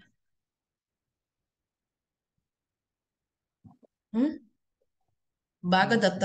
సో ఈ భాగదత్త ఉన్నాడు, చాలా చిన్నవాడు, భయపడిపోయాడయ్యా యుద్ధం అంతా చూసి. సో నీ దగ్గర రావడానికి కూడా భయపడిపోతున్నాడు. తన్ని బ్లెస్ చేయండి, మీరు కనుక తను బ్లెస్ చేస్తే తనకి ఏదైనా తన తండ్రి నుంచి వచ్చిన పాప ప్రవృత్తి గాని, లేకపోతే పాప ఫలితాలు ఎఫెక్ట్స్ గాని ఏమైనా ఉంటే అన్ని కూడా నివృత్తి అయిపోతాయి అని ఆవిడ ప్రార్థిస్తుంది. ఆ తర్వాత స్వామి యుద్ధం అంతా అయిపోయిన తర్వాత సతీ సమేతంగా ఆయన భౌమాసుడి యొక్క మందిరం లోపలికి వస్తాడు. అక్కడికి ఈ యొక్క భాగదత్తాన్ని భయపడవద్దు, డు నాట్ బి అఫ్రేడ్, చాలా అద్భుతంగా ఉంటుంది ఆ లైన్, భయపడవద్దు అని దీవిస్తాడు ఆయన, నువ్వేం భయపడక్కర్లేదని దీవిస్తాడు. సో తర్వాత ఆయన్నే నెక్స్ట్ రాజు కింద ఆయన్ని ప్రకటించడం జరుగుతుంది. సో ఆ తర్వాత స్వామి ఏం చేస్తాడో అక్కడి నుంచి చాలా కొన్ని తీసుకుని వెళ్తాడంట. స్వామి ఏం తీసుకుని వెళ్తాడు, చాలా వెల్త్, చారియట్స్, అంతేకాకుండా ఈ యొక్క భౌమాసురుడికి ఎలిఫెంట్స్ ఉంటాయి ఆయన దగ్గర, వైట్ ఎలిఫెంట్స్ ఉంటాయి. మామూలుగా ఎలిఫెంట్ కి 2 టస్క్సే ఉంటాయి కదా, 2 ఉంటాయి. ఆయన దగ్గర ఉన్న ఎలిఫెంట్స్ కి ఏంటంటే 4 ఉంటాయి, చాలా వీరోచితమైన ఎలిఫెంట్స్ అన్నమాట. అలాంటివి ఒక 50. ఎందుకంటే ఇప్పుడు స్వామి గెలిచాడు కదా, వాళ్ళు అక్కడికి ద్వారక వెళ్తున్నాడు కదండి, సో తీసుకుని వెళ్ళాలి కదా. సో స్వామి మళ్ళీ ఇవన్నీ గెలుచుకుని వచ్చాడు, ద్వారక ప్రజలు ఎంతో సంతోషపడతారు, మా స్వామి ఎంత పవర్ఫుల్ కదండి. సో అక్కడికి నరకాసుడు లాంటి వాళ్ళని సంహరించాడు. సో అవన్నీ తీసుకుని వెళ్తారు. వెళ్ళేటప్పుడు ఏం చేస్తారు, దారిలో ఈ యొక్క మళ్ళీ అమరావతి వెళ్తారు. అమరావతి వెళ్ళి ఇంద్రుడికి వాళ్ళ అమ్మగారి కుండలాలు అలాగే ఈ యొక్క వరుణివన్నీ హ్యాండ్ ఓవర్ చేసేస్తారు. చేసేసిన తర్వాత అక్కడ సత్యభామాదేవి మనకి 5వ శ్లోకంలో చెప్పినట్టు ఆవిడ గుర్తు చేస్తుంది, స్వామి ఒక ప్రమాణం చేశారు నాకు పారిజాత వృక్షాన్ని వస్తారని, ఇప్పుడు ఆల్రెడీ స్వర్గానికి వచ్చేసాం కదా, మరి దాని పరిస్థితి ఏంటి? స్వామి అంటే దానికి అడగాల్సిన అవసరమే ఉంది, స్వయంగా నీ చేత్తో నీకు ఏది కావాలంటే తీసుకుని గరుడ మీద పెట్టేసాయి, తీసుకుని వెళ్ళిపోదాం. సో ఆవిడ ఏం చేస్తుంది, తనకి నచ్చింది ఆవిడ తీసుకుని గరుడ మీద పెట్టేస్తుంది. సో ఇది ఎప్పుడైతే తెలుస్తుందో ఇంద్రుడికి అలాగే అక్కడ ఉన్న ఇంద్రులకు అసలు కోపం వస్తుంది. వితౌట్ పర్మిషన్ పారిజాత వృక్షాన్ని, అది కూడా మన దేవతలకే సంబంధించింది, ఎర్తలి ప్లాంట్స్ పారిజాత పుష్పాలు ఉండవే, సో వితౌట్ పర్మిషన్ ఎందుకు తీసుకున్నారో అని వెంటనే అటాక్ చేసేస్తారు అనమాట. సో ఈ బిహేవియర్ ని సుఖదేవ్ గోస్వామి కండెమ్ చేస్తారు 10వ స్కందంలో. ఇది ప్రాపర్ బిహేవియర్ కాదు అని చెప్తారు. ఇది ఎటువంటి బిహేవియర్? ఎటువంటి వాళ్ళు ఇలాగ ఉంటారండి భౌతిక ప్రపంచంలో? ఇలాంటి వాళ్ళు చూస్తామా? రౌడీస్ లేక ఉండేవాళ్ళు మాతాజీ. వాళ్ళది సో ఇంకా ఎవరు ఉంటారు భౌతిక ప్రపంచంలో? ఎలాంటి వాళ్ళు ఉంటారా ఏమండి? అప్పటి వరకు మనమే దేవతల్లాగా చూసి నెక్స్ట్ మినిట్ లో ఏంటి అన్నట్టుగా మాట్లాడతారా మనతో? బోల్డ్ మంది ఉంటారండి. సో వాళ్ళని ఏమని పిలుస్తారు? వాళ్ళ విశ్వాసఘాతకులు. విశ్వాసఘాతకులు. ఇంకా వాళ్ళ మోటివ్ ఏంటి? వాళ్ళ మోటివ్ ఏంటి? అవసరమైనంత వరకు కాళ్ళు పట్టుకుంటారు. తర్వాత సెల్ఫ్ ఇంట్రెస్టెడ్ పీపుల్ అంటారు వాళ్ళని. సెల్ఫిష్ పీపుల్ అంటారు. స్వార్థపూరిత పీపుల్. వాళ్ళకి అవసరం అయితే కాళ్ళు పట్టుకుంటారు, అవసరం కాకపోతే మనకి కయ్యంతో మనకి తల తీసేయడానికి రెడీ అయిపోతారు. సో చూస్తాం భౌతిక ప్రపంచంలో ఇలాంటి వాళ్ళు చాలా మంది తారసపడుతూ ఉంటారు. వాళ్ళకి మనతో అవసరం ఉంటే మనకి కాలు పట్టుకోవడానికి కూడా వెనకాడరు. ఓకే, ఇంతకు ముందు కాలు పట్టుకున్నాడు కదా, సాయం చేశాం కదా, ఇప్పుడు వాళ్ళ ఇంట్లో వేయలేదని వస్తువు మీద చేయి పెట్టండి, ఏంటి మాటే మారిపోతుంది, తీరే మారిపోతుంది, రెస్పెక్ట్ మారిపోతుంది. ఏంటి ఆ మాత్రం సేవ చేస్తే నా ఇల్లే నీది అనుకున్నావా అని మాట్లాడేస్తారు కదండి. నువ్వెక్కడ నేనెక్కడ అని అప్పుడు మాట్లాడు. అదే ఇక్కడ జరుగుతోంది. మళ్ళీ ఇంద్రుడు ఏమనుకుంటున్నాడో, ఆర్య విధేయుడు అయిపోయాడు కృష్ణుడు. సత్యభామ అడిగింది ఈయన తీసేసలా. తెలియాలి కదా ఈయన కూడా పారిజాత వర్షం స్వర్గవాసులకి భూలోక వాసులకి కాదని ఇవన్నీ రూల్స్ పెడుతున్నాడు. ఇప్పుడేమన్నాడు, స్వామి యొక్క పాదాల మీద పడి ద్వారకకి వెళ్ళి బతికిలాడి తెచ్చుకున్నాడు ఇవన్నీ కూడా. మళ్ళీ ఇప్పుడు వెంటనే ఏమంటున్నాడు, ఈయన భార్య విధేయుడు అయిపోయాడబ్బా సత్యభామాదేవికి అంటున్నాడు. కానీ ఇంతకీ భార్య విధేయుడు అయింది ఎవరిక్కడ? ఇంద్రుడు అని మన ఆచార్యులు చక్కగా చెప్తారు. సో యాక్చువల్గా ఈ భార్యాలోలుడు అవటం అనేది ఒక మూర్ఖత్వం కింద చెప్పడం జరుగుతుంది. అది భార్య విధేయులైపోయినా లేకపోతే భర్త విధేయులైపోయినా ఎందుకంటే రెండు విధాలుగా అర్థం చేసుకోవచ్చు. మోహం ఎవరి పట్ల అయితే గుడ్డిగా అట్రాక్షన్ ఎక్కువ ఉందనుకోండి, మన విచక్షణ అనేది పోతే ఆ అట్రాక్షన్ ఎప్పుడు కూడా మూర్ఖత్వమే కదండి. సో ఇదే విషయం మనం 4వ స్కందంలో కూడా ప్రభుపాద గారు ఇటువంటి భాష్యమే రాస్తారు. 4వ స్కందంలో ఎప్పుడైతే ధ్రువ మహారాజ్ గురించి వచ్చినప్పుడు, సో ధ్రువ మహారాజ్ వాళ్ళ అమ్మగారు సునీతి, వాళ్ళ పినతల్లి సురుచి. సో వాళ్ళ పినతల్లి ఎప్పుడైతే సురుచి చెప్తుంది, నువ్వు మీ నాన్నగారి వల్ల కూర్చోడానికి అర్హుడు కాదు, నువ్వు కావాలంటే మళ్ళీ చనిపోయి నా గర్భంలో పుడితేనే నువ్వు ఆ సింహాసనం మీద గాని మీ నాన్నగారి ఒళ్ళో గాని కూర్చుంటావయ్యా అని చెప్తా. అది ఎంత హార్ష్ తో, ఎంత పరుషంగా వచ్చిన పలుకులు. అక్కడే ఉంటాడు మన ఉత్తనపాదుడు, ధ్రువ మహారాజు వాళ్ళ నాన్నగారు. ఏం మాట్లాడు, సైలెంట్ గా ఉంటాడు. ఎందుకని అక్కడ రాస్తారు సుఖదేవ్ కోసం, ఎందుకంటే is to attached to the Suruchi, బాగా అటాచ్ అయిపోయి ఉన్నాడు. ప్రభుపాద్ గారు రాస్తారు. అటువంటి వాళ్ళు ఏమంటారు, హెన్ పెక్కడ హస్బెండ్, భార్య విధేయుడైన భర్త. సో అటువంటి అప్పుడు ఏం చేస్తారంట, వాళ్ళ యొక్క రెస్పాన్సిబిలిటీ వాళ్ళు మర్చిపోతారు. మెర్సీలెస్, కరుణ అనేది ఉండదు వాళ్ళకి ఇంకా. సో మొత్తం విచక్షణ మర్చిపోయి వాళ్ళ రెస్పాన్సిబిలిటీ మర్చిపోవటం అంటే ఏంటండి, వాళ్ళు చేయాల్సిన కర్తవ్యం సరిగ్గా చేయరని. సో అదే ఇక్కడ, ఇది కూడా ఇక్కడ అదే చెప్తున్నారు కదండి.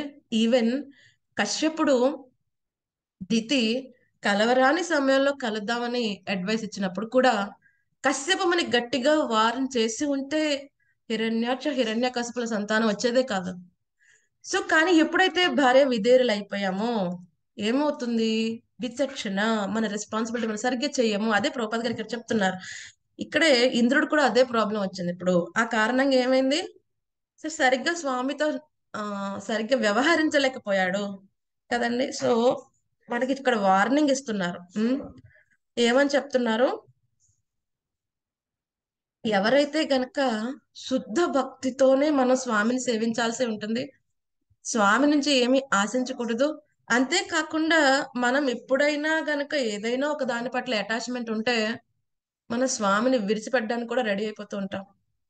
సో మనం చాలా జాగ్రత్తగా తెలుసుకోవాలి కదండి.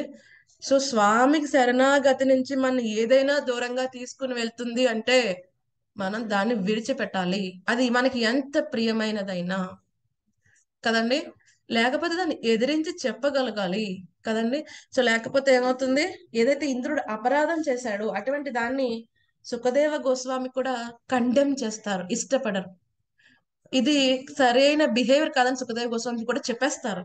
చెప్పేసిన తర్వాత చెప్తారు ఈ విధంగా కనుక బిహేవ్ చేస్తే ఏమవుతుంది, అది డిస్క్వాలిఫికేషన్. దేనికి డిస్క్వాలిఫికేషన్? ఆధ్యాత్మిక జీవితంలో ముందుకు వెళ్ళడానికి కదండి. ఇది మనం చక్కగా తెలుసుకోవాలి. సో ఈ విధంగా పారిజాత వృక్షాన్ని తీసుకుని వెళ్తారు. ఎందుకంటే యుద్ధంలో గెలవటం జరుగుతుంది మళ్ళీ స్వామి. సో దేవతలు మళ్ళీ వాళ్ళు తప్పు తెలుసుకుంటారు. మళ్ళీ అదితి మాత వస్తుంది, సర్ది చెప్తుంది, క్షమించవయ్యా, నువ్వు కూడా ఉపేంద్రుడివి, వీనొక బ్రదర్ లాంటి వాడివి కదా, సో క్షమించాల్సిందని అడుగుతుంది. ఆ తర్వాత మళ్ళీ మళ్ళీ అంతా కూడా మళ్ళీ ఇంద్రుడు క్షమాపణలు అడుగుతాడు స్వామికి కదండి. సో ఇంద్రుడికి అంతకు ముందు కూడా ఒక విషయం జరిగింది. ఏంటది? గోవర్ధన పర్వతం దగ్గర ఆ విషయం జరిగింది, మళ్ళీ ఇప్పుడు జరిగింది. సో ప్రభుపాద్ గారు అక్కడ భాషలో కూడా చెప్తారు 10వ స్కందంలో పవర్. ఇదంతా ప్రాబ్లం ఎక్కడ వస్తుంది? పవర్. ఒక్కోసారి పవర్ ఏం చేస్తుంది, మన చేతన్ని డిస్టర్బ్ చేస్తుంది. ఒక్కోసారి పవర్లెస్ గా ఉండటమే మంచిది అనిపిస్తుంది యాక్చువల్ గా కదండి. ఈ పవర్ ఏం చేస్తుంది, మనమే పవర్ఫుల్ మనమే అన్నిటికంటే గొప్ప అని మన అంధకారంలో పెడుతుంది. అంధకారంలో పెట్టే పవర్ లేకపోవటమే మంచిది కదండి. కానీ శుద్ధ భక్తులకి పవర్ వచ్చినప్పుడు కూడా వాళ్ళు ఎటువంటి విధంగా కలిసి చెందరు. సో శుద్ధ భక్తులకి పవర్ వచ్చినా, ఇప్పుడు ప్రభుపాద్ గారికి అన్ని కోట్లు అన్ని ఆలయాలు కట్టినా ఆయన మాయాపూర్ వచ్చి ఆ గుడిసెలో ఉన్న ఎటువంటి ప్రాబ్లం లేదు, ఆయనకి ఎటువంటి గర్వం లేదు, ఎటువంటి అటాచ్మెంట్ లేదు.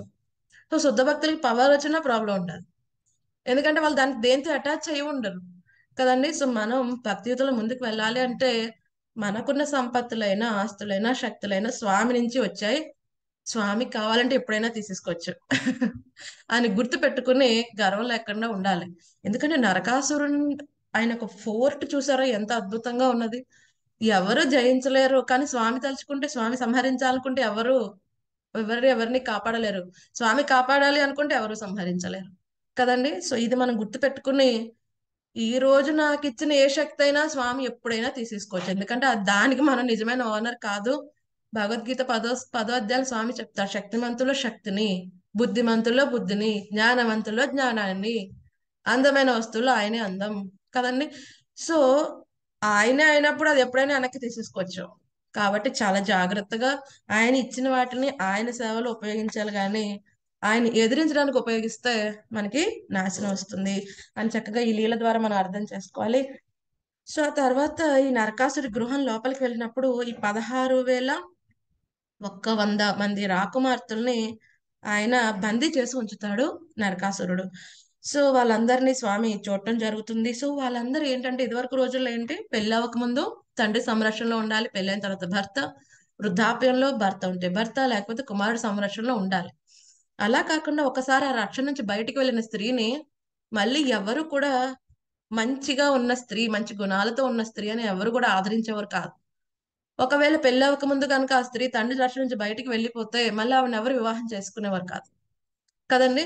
సో అందుకని ఈ యొక్క 16,100 మంది కూడా స్వామిని ప్రార్థిస్తారు, మమ్మల్ని మీ యొక్క స్వామి మీ యొక్క భార్యల కింద అంగీకరించండి అని ప్రార్థిస్తారు. సో సో అప్పుడు స్వామి వాళ్ళందరినీ కూడా యాక్సెప్ట్ చేయటం అనేది జరుగుతుంది అనమాట కదండి. ఇక్కడ చక్కగా ఒక అద్భుతమైన పదం వాడారు, ఏంటి, ఆర్తబంధం, ఆర్తులైన వారి స్నేహితుడు కదండి. సో ఎవరైతే ఒక అద్భుతమైన విషయం వస్తుంది, నారదమని చెప్తారు ధ్రువ మహారాజ్కి 4వ స్కందంలో. మనం అనుకుంటాం మనకి ఎవ్వరు కాపాడలేరు, దీని నుంచి నన్ను ఎవరు కాపాడలేరు అనుకున్నప్పటికీ కూడా మనం ఎప్పుడో ఒకటి గుర్తుపెట్టుకోవాలి, ఏంటి, ఎవరు కాపాడలేని సమయంలో కూడా భగవంతుడు నన్ను కాపాడగలడు. ఎందుకంటే భగవంతుడు నిజంగానే కాపాడగలరు, అనుకోవటం కాదు, అది ఎవరు కాపాడలేరు అన్న దాన్ని కూడా స్వామి కాపాడగలడు. ఎందుకంటే స్వామికి ఏమి బౌండరీస్ లేవు. మన భౌతిక ప్రపంచంలో మనం ఎవరి మీద అయితే నమ్మకాలు పెట్టుకుంటామో వాళ్ళకు కొన్ని బౌండరీస్ ఉంటాయి. వీడు నన్ను కాపాడతాడు లైఫ్ లాంగ్ అనుకున్న వాళ్ళే మనకంటే వాళ్ళే ఎక్కువ ప్రమాదంలో కూరుకుపోవచ్చు రేపన్న రోజున కదండి. బట్ కానీ ఎటువంటి సమస్యలు ఉన్నా, ఎటువంటి పరిస్థితుల్లో ఉన్నా స్వామి రక్షణ అనేది కనుక మనం తీసుకుంటే స్వామి ఎలాగైనా మనని కాపాడతారు. అదేంటంటే స్వామి కనిపించలేదు, ఒక్కోసారి స్వామి కనిపించలేదు, ఇప్పుడు స్వామి కనిపిస్తేనే మనం రక్షించినట్ట కాదు కదండి. సో మొన్న ఒక మహారాజ్ చక్కగా చెప్తున్నారు, నాకు చాలా బాగా నచ్చింది. ఒక వ్యక్తి భగవంతుడి కోసం బాగా తపస్సు చేసి భగవంతుని మెప్పించాడు. సో భగవంతుడు ప్రత్యక్షమైతే ఏం కావాలి నాయన అంటే, అప్పుడు ఆయన అడిగాడంట, నాకు ఎప్పుడైనా కష్టం వచ్చినప్పుడు స్వామిని పిలిచిన వెంటనే నాకు రండి వచ్చి సాయం చేయండి, ఇంక అంతకంటే ఏమి లేదయ్యా, ఇప్పుడు ప్రస్తుతానికి ఏం కోరిక లేదు. స్వామి సరే అయితే డెఫినెట్ గా రక్షిస్తాను, నీకు అవసరం వచ్చినప్పుడు పిలు. సో ఆ గ్రామంలో ఏమవుతుంది, బాగా తుఫాన్లు అన్ని వస్తాయి, అన్ని కొట్టుకుపోతూ ఉంటాయి. సో అందరూ కూడా పడవలన్నీ వేసుకుని వెళ్ళిపోయి ప్రయత్నం చేస్తున్నారు. ఈ వ్యక్తిని పిలిచారు, నాన్న మేము ఇలా అరేంజ్మెంట్ చేసుకున్నాం, రా నువ్వు కూడా. ఆ వ్యక్తి అంటాడు, లేదు లేదు నేను భగవంతుని పిలిచాను, ఆయన వస్తాడు, మీరు వెళ్ళండి. ఇలా అంటారు, పిచ్చివాడువా, మేము వెళ్తున్నాం, మాతో పాటు రా. ఆ మేము ఊరికే వచ్చామా, భగవంతుడు పిలిచి ఉంటాడు, భగవంతుడు మా చేతి చెప్పిస్తున్నాడు అనుకోవయ్యా, రావయ్యా అంటే, లేదు లేదు భగవంతుడు వస్తాను, నన్ను తీసుకెళ్ళి మీరు వెళ్ళిపోండి.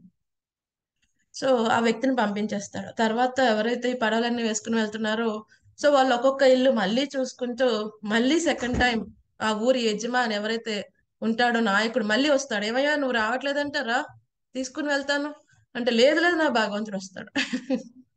కదండి. సో అందరూ వెళ్ళిపోతారు. సో ఈ వ్యక్తి చనిపోతాడు. చనిపోయిన తర్వాత భగవంతుని తలుచుకుంటూ ఉన్నాడు కాబట్టి వైకుంఠం వెళ్తాడు. సో వైకుంఠం వెళ్ళిన తర్వాత స్వామిని అడుగుతాడంట, అదేంటయ్యా వస్తానన్నావు రాకుండా మానేసావు, ఫైనల్ గా ఇక్కడ చూడాల్సి వచ్చింది నేను అంటే, నేను రాకుండా ఎలా ఉన్నానయ్యా, నేను 2 సార్లు వచ్చాను. 2 సార్లు ఎలా వచ్చావు? సో మొట్టమొదట వాడి హృదయని పరమాత్మగా ఉండి వాడిని దగ్గరికి పంపించింది నేనే, వాడిని పంపించేశావు. నీ ఇంట్లో నువ్వు కూర్చుని నీ డోర్ కొట్టి పిలిచాడు వాడు. మళ్ళీ తర్వాత ఊరి నాయకుడికి నువ్వేమైనా చుట్టమా? అంత సమస్యలో ఉన్నప్పుడు వాడి కుటుంబాన్ని వాడు కాపాడుకుంటాడు, నీ దగ్గరికి ఎందుకు వస్తాడు అనుకున్నావు? నేను వాడిని ఇన్స్పైర్ చేసి నీ ఇంటి వరకు మళ్ళీ రప్పించాను, నువ్వు మళ్ళీ వద్దన్నావు. స్వామి ఒక్కోసారి కాపాడ్డం అంటే పర్సన్ గా వస్తాడు, పరమాత్మ కింద వేరే వాళ్ళతో ప్రోత్సహిస్తాడు, లేకపోతే ఆ సమయాన్ని ఆ పరిస్థితిని మార్చేస్తాడు. ఇదంతా కూడా భగవంతుని ప్రొటెక్షనే. లేదండి ప్రహ్లాద్ మహారాజ్ అయితే పైనుంచి పడినప్పుడు నారాయణ పట్టుకున్నాడు, ప్రహ్లాదుడు చూశాడు కాబట్టి నేను చూస్తానంటే కుదరదు. ఎంత క్వాలిఫికేషన్ ఉంటే అంతవరకే వస్తుంది. స్వామి నిజంగా ఫేస్ టు ఫేస్ కనిపించి రక్షణ, అంత క్వాలిఫికేషన్ ఉంటే అంత వస్తుంది. ప్రహ్లాదుడు చూడగలిగాడు, కొండమంచి పడినప్పుడు ఆయన ఒళ్ళో పడ్డాడు, అవన్నీ చూడగలిగాడు. మనం చూడగలుగుతామా? ప్రహ్లాదుడు విషయంలో కూడా ఆఫర్ చేసి అందులో కూడా నారాయణని, పాల కడలిపై ఉన్న నారాయణ చూడగలిగాం, మనం చూడగలుగుతున్నామా? లేదు. యాయతామాం ప్రపర్దంతే. బట్ రక్షణ అనేది వస్తుంది, రక్షణ అనేది మాత్రం వస్తుంది. స్వామి రావచ్చు, స్వామి ఏదో విధంగా ఎవరిని ఇన్స్పైర్ చేసి రావచ్చు, పరిస్థితి మార్చవచ్చు, తట్టుకునే శక్తి ఇవ్వవచ్చు, ఏదైనా అవ్వచ్చు. బట్ రక్షణ అనేది డెఫినెట్ గా వస్తుంది, ఇది మనం గుర్తుపెట్టుకోవాలి. సో ఈ విధంగా వీళ్ళందరూ భగవంతుని శరణాగతి పొందటం కారణంగా వాళ్ళందరూ కూడా భగవానుని భర్తగా పొందటం అనేది జరిగింది. సో ఆ తర్వాత ఏం జరిగిందో మనం చూద్దాం. ఆసాం ముహూర్త ఏకస్మిన్నానాం గరేషు యోషితాం సవిధం దృగృహే పాని ననురూప స్వమాయయా. ఆ రాకుమార్తెలందరూ వివిధ గృహములందు ఉంచబడిరి. శ్రీకృష్ణ భగవానుడు ఆయా రాకుమార్తెలకు ఖచ్చితంగా సరిపోవునటువంటి వివిధ రూపములను ఏకకాలమున దాల్చెను. ఆ విధముగా దేవదేవుడు తన అంతరంగిక శక్తి ద్వారా యథావిధిగా వారితో పానిగ్రహణము కావించను. 9వ శ్లోకం. తాస్వపత్యాని అజనయత్ ఆత్మతుల్యాని సర్వతః ఏకైకస్యాం దశ దశ ప్రకృతేర్వీరు భూషయ. తన దివ్య లక్షణం అనుసరించి స్వయం విస్తరించుటకు భగవానుడు వారిలో ప్రతి ఒక్క పత్ని అందును అన్ని విధములుగా ఆత్మసములైన 10 మంది పుత్రులను కనెను. చదవమంటారా మాతాజీ? చదవండి మాతాజీ. హరే కృష్ణ మాతాజీ. హరే కృష్ణ. ప్రభుపాదుల వారికి జై. శ్రీకృష్ణ భగవానుడు తన అసంఖ్యాక ప్రధాన విస్తారముల విషయమున బ్రహ్మ సంహిత 5.33 యందు ఈ విధముగా వర్ణింపబడెను. అద్వైతామచ్యుత మనాదమనంత రూపం అద్యం పురాణ పురుషం నవయౌవనంచ వేదేషు దుర్లభమాత్మ భక్తో గోవిందమాది పురుషం తమాహం భజామి. నేను అర్చించడి గోవిందుడు ఆది అయిన పూర్ణ పురుషోత్తముడు అచ్యుతము, అది నేను అర్చించడి అది అనంతమునైన నిత్య రూపములను కలిగినట్టి అసంఖ్యాక ప్రధాన విస్తారములు ఆ దేవదేవునికి అభిన్నమై ఉన్నవి. పురాణ పురుషుడు అయినప్పటికీ అతడు సర్వదా నవయవనవంతుడై ఉండెను. తన అంతరంగిక శక్తి ద్వారా భగవానుడు స్వయం ప్రకాశ రూపములోనికి తిరిగి ప్రాభవ మరియు వైభవ రూపములలోనికి విస్తరించగలడు. ఆ రూపములన్నీ అభిన్నములై ఉన్నవి. వివిధ మందిరములందున్న రాకుమార్తెలను వివాహమాడుటకు భగవానుడు విస్తరించి ఉన్న రూపములు కొద్దిగా భిన్నమై ఉన్నవి. అది ఆ రాకుమార్తెల్లో ప్రతి ఒక్కరికి ఖచ్చితంగా సరిపోవుటకే అయి ఉన్నది. అవి శ్రీకృష్ణ భగవానుని వైభవ విలాస రూపములని పిలువబడును. అవి ఆ దేవదేవుని అంతరంగిక శక్తి యగు యోగమాయచే కలుగుచుండెను. ఇది కూడా చదవమంటారు, మీరు చదివారు అనుకోండి. చదివాను. Thank you Mataji. So next ఏమైంది, వాళ్ళందరినీ వివాహం చేసుకున్నాడు స్వామి. సో సో వివాహం చేసుకున్నప్పుడు ఆయన ఎలా వివాహం చేసుకున్నాడు? ఇప్పుడు ఆచార్యులు చెప్తే ఇప్పుడు అందరూ ఒకలా ఉండరు కదా, కొంతమంది పొడుగా ఉంటారు, కొంతమంది లావుగా ఉంటారు, కొంతమంది పొడుగా ఉంటారు. సో ఆ అమ్మాయి ఎలా ఉన్నా సరే కృష్ణుడు ఒకే హైట్ లో ఉన్నారు అనుకోండి, అది ఎలా ఉంటుంది? మేడ్ ఫర్ ఈచ్ అదర్ లా ఉండదు కదా. సో ఏమని చెప్తారు, ఇప్పుడు ఇద్దరు భార్యాభర్తలు కరెక్ట్ గా హైట్ వెయిట్ వాళ్ళ రంగు రూపురేఖలు అన్ని కూడా కొంచెం దగ్గర కలిసాయి అనుకోండి, ఏమంటారు వాళ్ళిద్దరిని? Made for Made each for other. each other. Made for each other. కొంతమందిని చూస్తాము, మనకు అర్థం కాదు వీళ్ళు ఎలాగ వివాహం చేసుకున్నారు, ఎలా కలిసాయో అనిపిస్తుంది. ఎందుకంటే ఒకరు చాలా లావుగా ఉంటారు, ఒకరు చాలా సన్నగా ఉంటారు, ఒకరు చాలా పట్టుకుంటారు, ఒకరు చాలా హైట్ గా ఉంటారు. కానీ ఎవరైతే కరెక్ట్ గా ఉన్నారనుకోండి, ఏమనిపిస్తుంది? ఓహో వీళ్ళు చాలా మేడ్ ఫర్ ఈచ్ అదర్, వీళ్ళ జంట బాగా రాసి పెట్టి ఉంది. అఫ్ కోర్స్ ఈడు జోడు అంది. కానీ ప్రాబ్లం ఏంటంటే ఈ రోజు మేడ్ ఫర్ ఈచ్ అదర్, రేపొద్దున ఎలా అవుతారు? మ్యాడ్ ఫర్ ఈచ్ అదర్ అవ్వకుండా ఉండాలి కదండి. So made for each other లాగా ఉంటే బాగుంటుంది, కానీ మ్యాడ్ ఫర్ ఈచ్ అదర్ అవ్వకూడదు కదా. సో ఈ మేడ్ ఫర్ ఈచ్ అదర్ లాగానే కృష్ణుడు ఏం చేశాడు, ఏ ఏ రాణి అయితే పుట్టిగా ఉందో ఆవిడ తగ్గట్టుగా, ఇప్పుడు ఎలాగైతే అబ్బాయి కొంచెం హైట్ ఉంటే అమ్మాయి కంటే బాగుంటుంది కదండి. సో ఆ విధంగా ఒక అమ్మాయి లావుగా ఉంది అనుకోండి, సో దాని తగ్గట్టుగా ఈయన కూడా కొంచెం బొద్దుగా, లేదా బాగా హైట్ గా ఉంటే ఒక రాకుమారి ఆవిడ తగ్గ హైట్ గా కదండి. ఆ విధంగా స్వామి ఏం చేశాడు, 16,100 ఆయన ఎక్స్పాండ్ చేసుకున్నాడు. వాటిని ఏమంటున్నారు? వైభవ విలాస. రెండు ఉంటాయి, ప్రభవ విలాస, వైభవ విలాస. సో వైభవ విలాస అంటే ఏంటి? ఎప్పుడైతే ఒకే రూపం కృష్ణుడే అలా ఎక్స్పాండ్ అవుతాడు, ఎప్పుడైతే రాసలీల అయినప్పుడు కదండి, ఈ ద్వారక రాణులతో ఉన్నప్పుడు స్వామి అలాగే ఉంటాడు. వైభవ విలాస అంటే డిఫరెంట్ గా ఉంటుంది, రూపం భావం చేతన అని డిఫరెంట్ గా ఉంటాయి. సో ఇక్కడ ఆయన ఏం చేశాడు, 16,101 మంది వాళ్ళకి సరిపోయినట్టుగా ఆయన ఆ రూపాన్ని దాల్చడం అనేది జరిగింది. నిన్న కూడా మనం చెప్పుకున్నాం, నగ్నజితి ఆ యొక్క కండిషన్, ఆయన 7 వృషభాలని అదిమి పెట్టేటప్పుడు ఆయన ఎన్ని రూపాయలు తీసుకున్నాడో? 7 రూపాయలు తీసుకున్నాడు. 7 రూపాయలు తీసుకున్నాడు. ఎందుకని? ఆవిడికి తెలుసు ఆల్రెడీ కృష్ణుడికి వివాహం అయిందని. సో ఆవిడికి చెప్తున్నాడు, ఎంతమందితో వివాహం అయినా ప్రాబ్లం లేదు, నేను అంతమందిని సంతృప్తి పరచగలను కదండి. సో ఎక్కడా చెప్పలేదు కదా, ఏ ఒక్క రాణి ఎప్పుడు ఫీల్ అయినట్టు లేదు. ఓ ప్రతి ఒక్క రాణి ఇంకా ఆనందంగా ఉండేది, కృష్ణుడు నాతోనే ఉన్నాడు, నేనంటేనే చాలా ఇష్టం, అసలు నన్ను విడిచిపెట్టి వేరే రాణి దగ్గరికి వెళ్ళట్లేదని ప్రతి రాణి అనుకునే విధంగా స్వామి ప్రతి ఒక్క రాణితో ఉండేవారు. సో ప్రతి ఒక్క రాణితో ఒకే పని చేస్తున్నాడా స్వామి? ఇప్పుడు యాక్చువల్ గా యోగులు ఉంటారు, మన కర్దమ ముని దేవహుతుల యొక్క సంతానం కపిల భగవానుడు. సో కర్దమ ముని కూడా గొప్ప ఋషి, మనం చెప్పుకున్నాం ఈ యోగ సిద్ధులు బాగా ఉంటాయని. 9 ఫార్మ్స్ తీసుకుంటాడు ఆయన కూడా, ఎప్పుడైతే ఆవిడతో సాంగత్యం చేస్తాడో సంతానం కోసం 9 రూపాయలు తీసుకుంటాడు ఆయన కదండి. సో అందుకని 9 మంది కుమార్తెలు పుడతారు. బట్ యాక్చువల్లీ ఏమవుతుంది, ఈ యోగి ఎప్పుడైనా ఎంత తీవ్రమైన తపస్సు ఆచరించిన, తీవ్రమైన సిద్ధులున్నా మాక్సిమం 9 రూపాయల కంటే ఎక్కువ తీసుకోలేడు. ఆ 9 రూపాయలు ఒకే పని చేస్తాయి, ఒక రూపంలో కోపంగా ఉంటే అన్ని రూపాయలు కోపంగా ఉంటాయి, ఒక రూపంలో ఆనందంగా అన్ని ఉంటాయి. అంతేగాని ఒక రూపం చేసింది ఒక రూపం నవ్వుతుంటే ఇంకో రూపం ఏడవటం అటువంటివి జరగవు. కానీ ఇక్కడ స్వామి 16,101 మంది ఒకే పని చేయట్లేదు. ఒక్కొక్క రానికి చెస్ ఆడటం ఇష్టం ఉంటుంది, ఒక్కొక్క రానికి జలక్రీడలు ఇష్టం ఉంటుంది కదండి, ఒక్కొక్క రానికి జోక్స్ వేయటం ఇష్టం ఉంటుంది, ఒక్కొక్క రానికి చెప్పడం ఇష్టం ఉంటుంది, ఎవరైనా వినేవాళ్ళు ఉంటే. స్వామి ఆ ఒక్క రానికి సంబంధించినట్టుగా రకరకాల యాక్టివిటీస్ చేస్తారు. మనకి శ్రీమద్ భాగవతం 10వ స్కందంలో నారదముని అనుకుంటాడు, స్వామి ఇప్పుడు 16,108 మందిని వివాహం చేసుకున్నాడు కదా, మామూలుగా చూస్తే ఒక్క భార్యతోనే కష్టం, మరి స్వామి ఇంతమందిని ఎలా మెయింటైన్ చేస్తున్నాడు చూద్దాం. వెళ్తాడు. చూస్తే నారదముని ఆశ్చర్యపోతారు, ప్రతి ఒక్క భవనంలో నారదముని ఆహ్వానిస్తున్నారు, ఆయన చక్కగా అన్ని కూడా ఆ ఆ, నీళ్ళు ఇవ్వటం అనేది, ఆయనకి పాద పద్మాలు కడగటం అనేది కదండి, ఆయనకి మంచిగా ఆతిథ్యం ఇవ్వటం అన్ని చేస్తున్నారు. ఒక్కొక్క అపార్ట్మెంట్ లో ఒక్కొక్క రాణితో ఉన్నప్పుడు, ఒక్కొక్క రాజభవనంలో ఉన్నప్పుడు ఆయన ఒక్కొక్క విధంగా ఒక్కొక్క యాక్టివిటీలో ఇన్వాల్వ్ అయ్యి చూసిన తర్వాత అప్పుడు నారదముని అంటారు, ఇది కదా యోగం ఐశ్వర్యం కదండి, ఊహించడానికి సఖ్యం కానిది ఈయన ఐశ్వర్యం.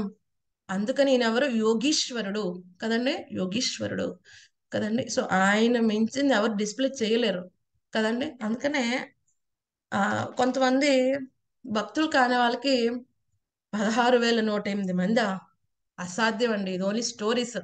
వీళ్ళకి జీవితంలో ఎలాగో చేయలేరు కాబట్టి వాళ్ళు స్టోరీస్ లో పెట్టుకుని ఆనందిస్తున్నారు అంటారు. కానీ భక్తులకి ఏమనుకుంటారు? స్వామి 16,108 మంది ఏంటి, ఎన్ని కోట్ల మందినైనా వివాహం చేసుకోగలడు. ఎందుకంటే మన బ్రహ్మచంద్రుల స్టార్టింగ్ శ్లోకం ఏంటి? సహస్ర లక్ష్ములతో సేవించబడుతూ ఉంటాడు.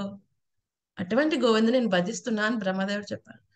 16,108 స్వామి అనుకుంటాడు, ఇంతేనా, వీళ్ళేనా, ఇంకెవరు లేరు. ఎవరైతే అభక్తులు అనుకుంటారు ఇంతమందిని, అసలు ఇది అసాధ్యం కదండి. ఎందుకంటే మన స్వామిని మన లెవెల్లో పెట్టుకున్నప్పుడు అసాధ్యం. బట్ స్వామి లెవెల్ కి మనం వెళ్ళి, లేకపోతే స్వామి లెవెల్ ని అర్థం చేసుకుని మనం లీలను అర్థం చేసుకుంటే ఇది స్వామికి చాలా చిన్నపాటి విషయం.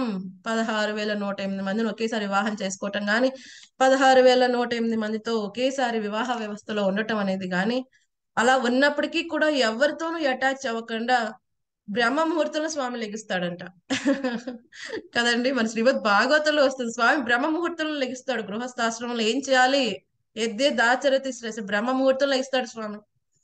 చక్కగా స్నానాదులు చేసి ధ్యానం చేస్తాడు. మరి ఆయన మీద ఆయనే ధ్యానం చేస్తాడు, ఎందుకంటే ఆయనకంటే అది కూడా ఎవరు లేరు. తర్వాత ఏం చేస్తారు ఆయన? అర్చామూర్తిని అందరు కూడా ఆరాధన అయిపోయిన తర్వాత దాన ధర్మాలు చేస్తాడు, బ్రాహ్మణులకి, గోవులని. సో అంటే ఎవరి పట్ల అటాచ్మెంట్ లేదు.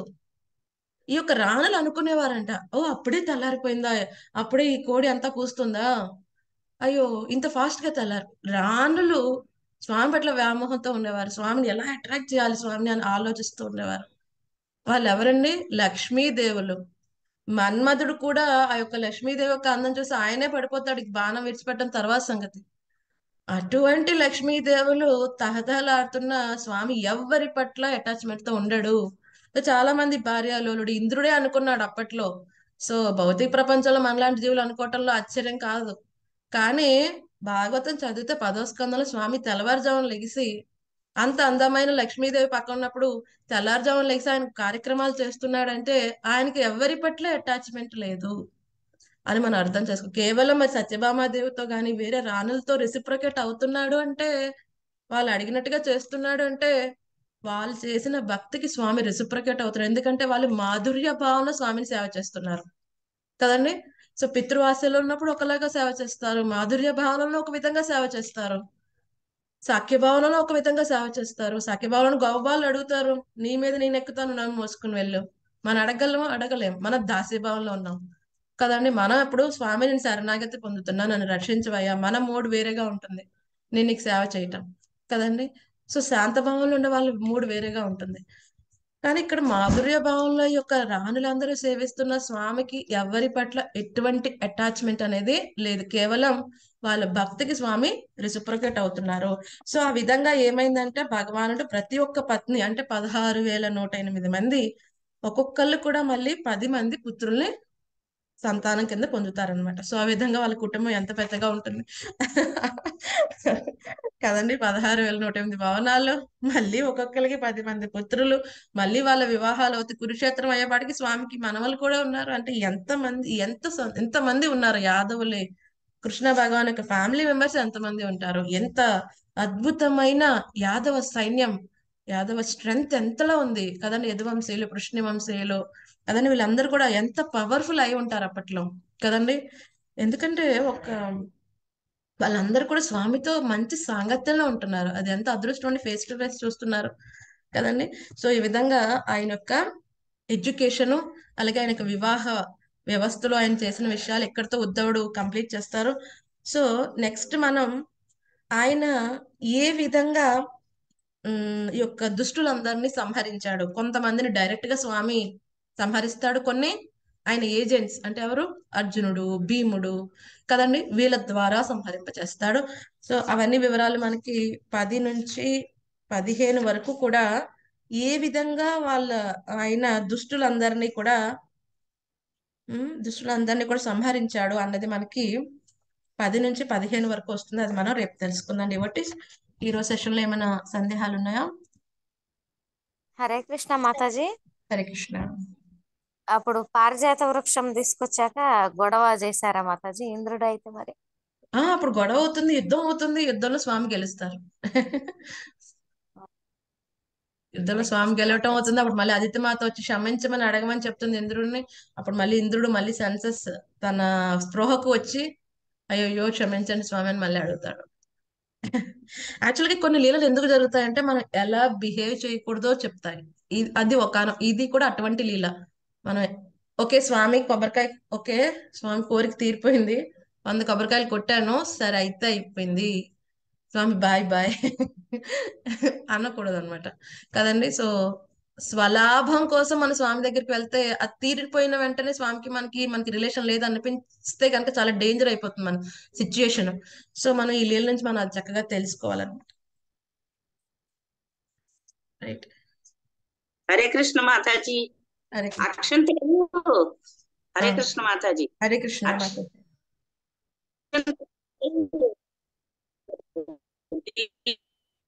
పోస్టుల్లో పంపమంటారా? స్పీడ్ పోస్ట్ ఉంటదిగా మాతాజీ. నేను ఇక్కడ పంతులు గారిని అడిగాను, ఇంకా ఇక్కడ రాలేదని చెప్పారు. ఒకవేళ రాకపోతే డెఫినెట్ గా మీరు పంపిద్దరు కానీ కొంచెం ఉంచండి మాతాజీ. Definite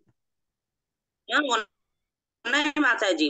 okay. సో అది డెఫినెట్ గా పంపించమంటే కొన్ని పంపిస్తాం. ఉంచండి. పోనీ ఇక్కడ టీటీడీ టెంపుల్ ఆయన అడిగాను, బట్ మాకు ఇంకా రాలేదండి, వస్తే చెప్తాము అన్నారు. ఒకవేళ రాకపోతే డెఫినెట్ గా నేను మిమ్మల్ని రిక్వెస్ట్ చేస్తాను, అప్పుడు పంపిద్దరు కానీ మాతాజీ. మాతాజీ ఆ రోజు స్పెషల్ ప్రోగ్రామ్స్ ఏమన్నా ఉన్నాయా మాతాజీ మనకి? అంటే 22 22 మాతాజీ 22 నీ స్పెషల్ ప్రోగ్రామ్ పెట్టినా ఎంతమంది జాయిన్ అవుతారో? అందరూ టీవీ దగ్గరే ఉంటారు అనుకుంటా కదా.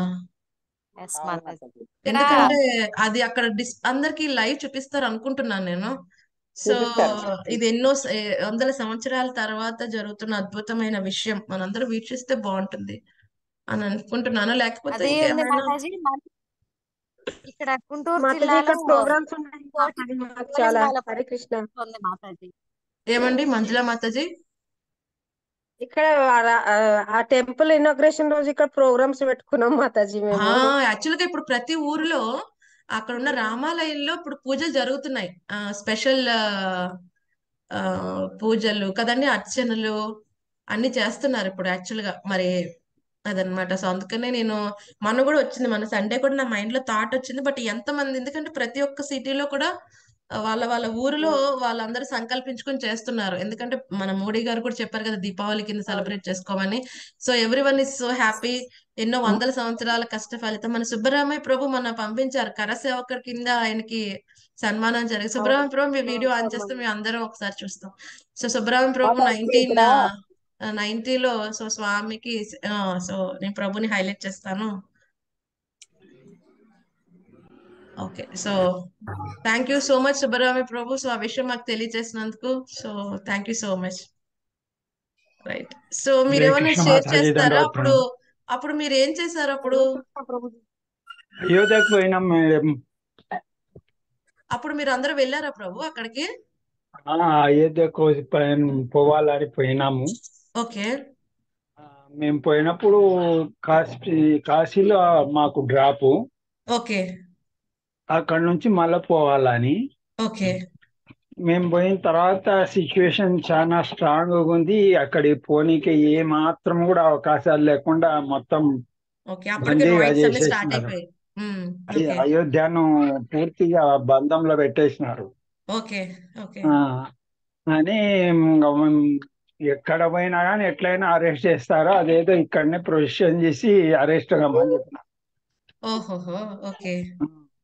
కాశీలో సాయంత్రం అప్పుడు 8 గంటలప్పుడు ప్రొవిజన్ చేసి అందరినీ అరెస్ట్ చేసేసినారండి. అయ్యా మీరు రాముల వారి కోసం జైలుకి కూడా వెళ్ళారు ప్రభు. హరిహరి. జై జై. కాశీ వారణాసి డిస్ట్రిక్ట్ సెంట్రల్ జైల్లో 15 దినాలు 20 దినాలు ఉన్నా. అమ్మా ఓకే. బాగా సేవ చేశారు రాముల వారికి మీరైతే. అన్ని రోజులు అయిన తర్వాత అప్పుడు కామన్ గా మారిపోయిందిలేమని చెప్పి డిసెంబర్ 6 అయిపోయింది ఇంక అది. ఓకే ఆల్రెడీ ఆడ ఏదో చేసినారు, కొందరు కార్యకర్తలు అయితే పోయినారు. ఓకే ఇద్దరు పశ్చిమ బెంగాల్ సోదరులు గుమ్మల మీదకి ఎక్కి ఆ టయానికి భగవద్ధ్వజం ఎగరేసినారు. ఓహో అప్పుడు ఓకే వాళ్ళ అంతా ఛేదించుకొని, కానీ వాళ్ళకు హెలికాప్టర్ నుంచి కాల్చినారు. వాళ్ళు ఇద్దరు చనిపోయినారు. అయ్యయ్యో అట్ల తర్వాత ఆడ చాలా కాల్పులు జరిగినాయి. చాలా మందిని సరైన నదిలో తోసేసినారు అంతే. ఇంకా అయ్యో అది జరిగింది. అప్పుడు కామన్ అంతా మామూలుగా అయిన తర్వాత అప్పుడు మమ్మల్ని ఇచ్చిపెట్టినారు. Okay okay Prabhu. Okay Prabhu, thank you so much Prabhu. So మీరు అలా పెట్టినప్పుడు నాకు చాలా ఓకే. సో రాముల వారి కోసం సేవ చేసిన వాళ్ళతో అసోసియేషన్ అనేది ఉండటం అనేది చాలా అదృష్టం అని నాకు అనిపించింది. సో చాలా చాలా ఇన్స్పైరింగ్ ప్రభు. ఏమో నేనైతే ఆ సిచ్యువేషన్ లో ఉంటే ప్రాణం మీద పెట్టి ముందుకు వెళ్తానో లేదో తెలియదు. బట్ మీలాంటి వాళ్ళు ఎంతో మంది ఆ విధంగా చేయబట్టే ఈ రోజున చక్కగా మనం ఆ యొక్క రామజన్మ భూమిలో మనం రాముని చక్కగా దర్శించుకునే అదృష్టం అనేది ఉన్నది. సో మీలాంటి వాళ్ళు ఎంతో మంది కృషి కదండి, త్యాగం ఏదైనా అయిపోతున్నా పర్వాలేదని వెళ్ళిన వాళ్ళే కదా, లేకపోతే భయపడి వెనక్కి వెళ్ళిపోవచ్చు ఎవరైనా ఎప్పుడైనా. బట్ తెగించారు కదా. సో చాలా చాలా ధన్యవాదాలు ప్రభు. నాకు చాలా ఇన్స్పిరేషన్ అనిపించింది అప్పుడు, భగవంతుడి కోసం సేవ అంటే ఈ విధంగా ఉండాలి, ప్రాణభక్తి వెనక్కి వెళ్ళేటట్టు కాకుండా. సో ఈ విధంగా చేసిన వాళ్ళతో అసోసియేషన్ సాంగత్యం అనేది చాలా అదృష్టం. So thank you so much Prabhu. So మీరు మా అందరితో పాటు ఉండటం మా అదృష్టం. రైట్, మాతాజీ ఎన్నింటికి 22 మాతాజీ? 22 అది తెలియదు మాతాజీ. యాక్చువల్గా 18వ తారీఖు నుంచి ప్రోగ్రామ్స్ అన్ని స్టార్ట్ అయిపోతాయి. 18 నుంచే స్టార్ట్ అవుతున్నాయి. 18 నుంచి కొంచెం కొంచెంగా స్టార్ట్ అవుతాయి. 18, 19, 20, 21, 22 5 రోజులు కంటిన్యూస్ గా జరుగుతాయి. సో మరి మనకి ఏమైనా లైవ్ ఇస్తారని అనుకుంటున్నాను. ఏం జరుగుతుంది ఏంటి ఇక్కడ అఖండం పెడతాం 24 గంటలు. అఖండం పెట్టి ఓకే 12:30 అంటండి. 12:30 ప్రభుజీ చెప్తున్నారు. 12:30 అంట. ఆ టయానికి అఖండం పెడతాం. ఈ టైంలో మనం భూమి మీద ఉన్నామంటే మనం చాలా అదృష్టవంతులం మాతాజీ. అవునవును. సో ఎంతో మంది అప్పుడే ప్రాణాలు విడిచిపెట్టారు. సో వాళ్ళందరికి శ్రమ మనం ఈ రోజు ఫలిస్తున్నాం కదండి. చాలా అదృష్టవంతులం. కరోనా చూసిన దురదృష్టవంతులు మనమే, రామ మందిరం చూస్తున్న అదృష్టవంతులు మనమే. కరెక్ట్ మాతాజీ. మాతాజీ కానీ హరే కరోనా వల్ల మాతాజీ ఇప్పుడు మీలాంటి వాళ్ళు మాకు సాహసం దొరికిందంటే కరోనా వల్లనే, లేకుంటే మాకు చాలా కష్టం మాతాజీ. లేదు లేదు, మేము ఇప్పుడు ఇటువంటి చాలా క్లాస్ మంది వెళ్ళాలంటే కరోనా వచ్చి చనిపోకుండా మేము మళ్ళీ హ్యాబిట్ వల్ల బతికి మాతాజీ. ఉన్న వాళ్ళందరికీ ఇది గోల్డెన్ పీరియడ్ డెఫినెట్ గా. హరే కృష్ణ మాతాజీ. మేము కరోనా నుంచి బయటపడి బాగున్నామంటే మీ దీంతోనే మాతాజీ, మీ ప్రవచనాల వల్లే మాతాజీ, మీ హరే కృష్ణ జపం వల్లే మాతాజీ. అదంతా కృష్ణ మెర్సీ అండి. ఎంతో మంది వచ్చారు వెళ్ళిపోయారు, బట్ ఎంతమంది కంటిన్యూ అవుతున్నారో అది చాలా ఇంపార్టెంట్ కదండి. సో హరే కృష్ణ మాతాజీ. అదే రోజు ఇక్కడ గుంటూరు జిల్లాలో 1,01 శివలింగాల టెంపుల్ ప్రతిష్ఠ చేస్తున్నారా? జరుగుతోంది Mataji. Okay, Hari Hari, very nice very nice. Actual గా ఈ యొక్క ఆ రోజు అందరూ కూడా చాలా టెంపుల్స్ లో నేను విన్నాను. ఈవెన్ మా రిలేటివ్స్ ఒక టెంపుల్, చిన్న విలేజ్ ఉంది అక్కడ, రామ టెంపుల్ ఉంది. వాళ్ళు కంటిన్యూస్ గా రామ భజన ఏర్పాటు చేసుకున్నారు ఆ రోజున ఆ టెంపుల్ లో. సో చాలా టెంపుల్స్ లో చేస్తున్నారు. అక్కడ రామ ప్రతిష్ఠ అవుతుంటే ఇక్కడ కూడా వాళ్ళు సెలబ్రేట్ చేసుకుంటున్నారు. చాలా అద్భుతమైన విషయం అది. రైట్. సో డెఫినెట్ గా నేను యాక్చువల్ గా రికార్డింగ్స్ అయితే మాతాజీ అడిగారు కదా, మంజుల మాతాజీ కొంతమంది అడిగారు. సో నేను లాస్ట్ 2 years నుంచి శ్రీరామనవమికి స్పెషల్ సెషన్స్ తీసుకున్నాను. సో 4 రికార్డింగ్స్ ఉన్నాయి. సో నేను అనుకున్నాను 18th నుంచి రోజుకు ఒక రికార్డింగ్ పెడదాం. 18th ఒకటి, 19th ఒకటి, 20th ఒకటి, 21st ఒకటి. సో అవి మీరు శ్రవణం చేస్తారని నేను ఆశిస్తున్నాను. సో యాక్చువల్గా నేను కూడా శ్రవణం చేస్తాను ఇంకోసారి. సో ఆ విధంగా రామ చైతన్యంతో రాముల వారిని మన హృదయాల్లో కూడా ఆహ్వానించవచ్చు. సో డెఫినెట్లీ అనుకున్నాను ఇవాళ ఆల్రెడీ 16th కదా, 18th నుంచి అవి షేర్ చేస్తాను. సో అది చక్కగా శ్రద్ధగా వింటే మనకి కూడా భావన మనసులో ఉంటుంది. చాలా ఇప్పుడు చెప్తున్నారు కదా ఆచార్యులందరూ, మందిరంలోకి రాముడు వస్తున్నాడు, బట్ మన హృదయంలో కూడా రాముడిని ఆహ్వానించాలి కదండి. సో ఆహ్వానించాలంటే ఎలా ఉండాలో వచ్చేస్తాడా రాముడు? లక్ష్మణ్ రాణిస్తాడండి? ఎలా ఉండాలి మన హృదయం? ఎప్పుడు వస్తాడు రాముడు? క్లియర్ గా ఉండాలి మాతాజీ, క్లియర్ గా పవిత్రంగా ఉండాలి మాతాజీ. పవిత్రంగా ఉండాలంటే ఏం చేయాలి? రామనామం చెప్పు. రెండు విషయాలు పవిత్రంగా ఉండాలంటే ఏం చేయాలి? ఒకటి శ్రవణము, కీర్తనం. శ్రవణం, కీర్తనం. రాముని గురించి శ్రవణం చేయాలి. రెండోది ఏంటి? హరే కృష్ణ హరే కృష్ణ కృష్ణ కృష్ణ హరే హరే హరే రామ హరే రామ రామ రామ హరే హరే.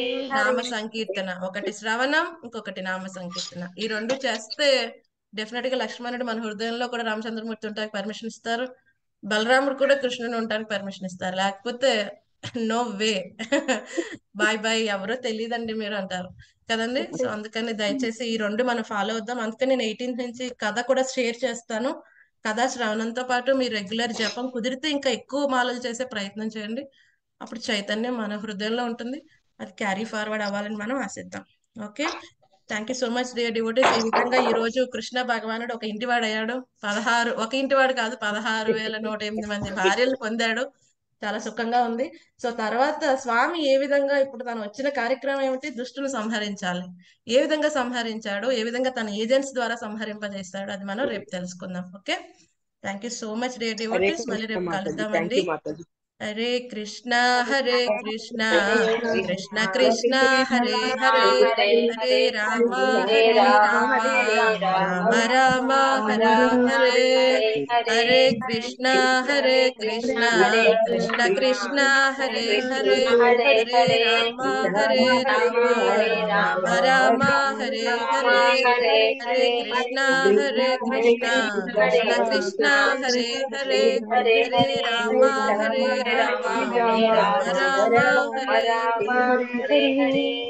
ग्रंथराज श्रीमद् भागवतम की जय। श्रील प्रभुपाद की जय। गुरु महाराज जय पताका स्वामी महाराज की जय। Thank you devotees. Hare Krishna. Hare Krishna Mataji. Hare Krishna. Hare Krishna.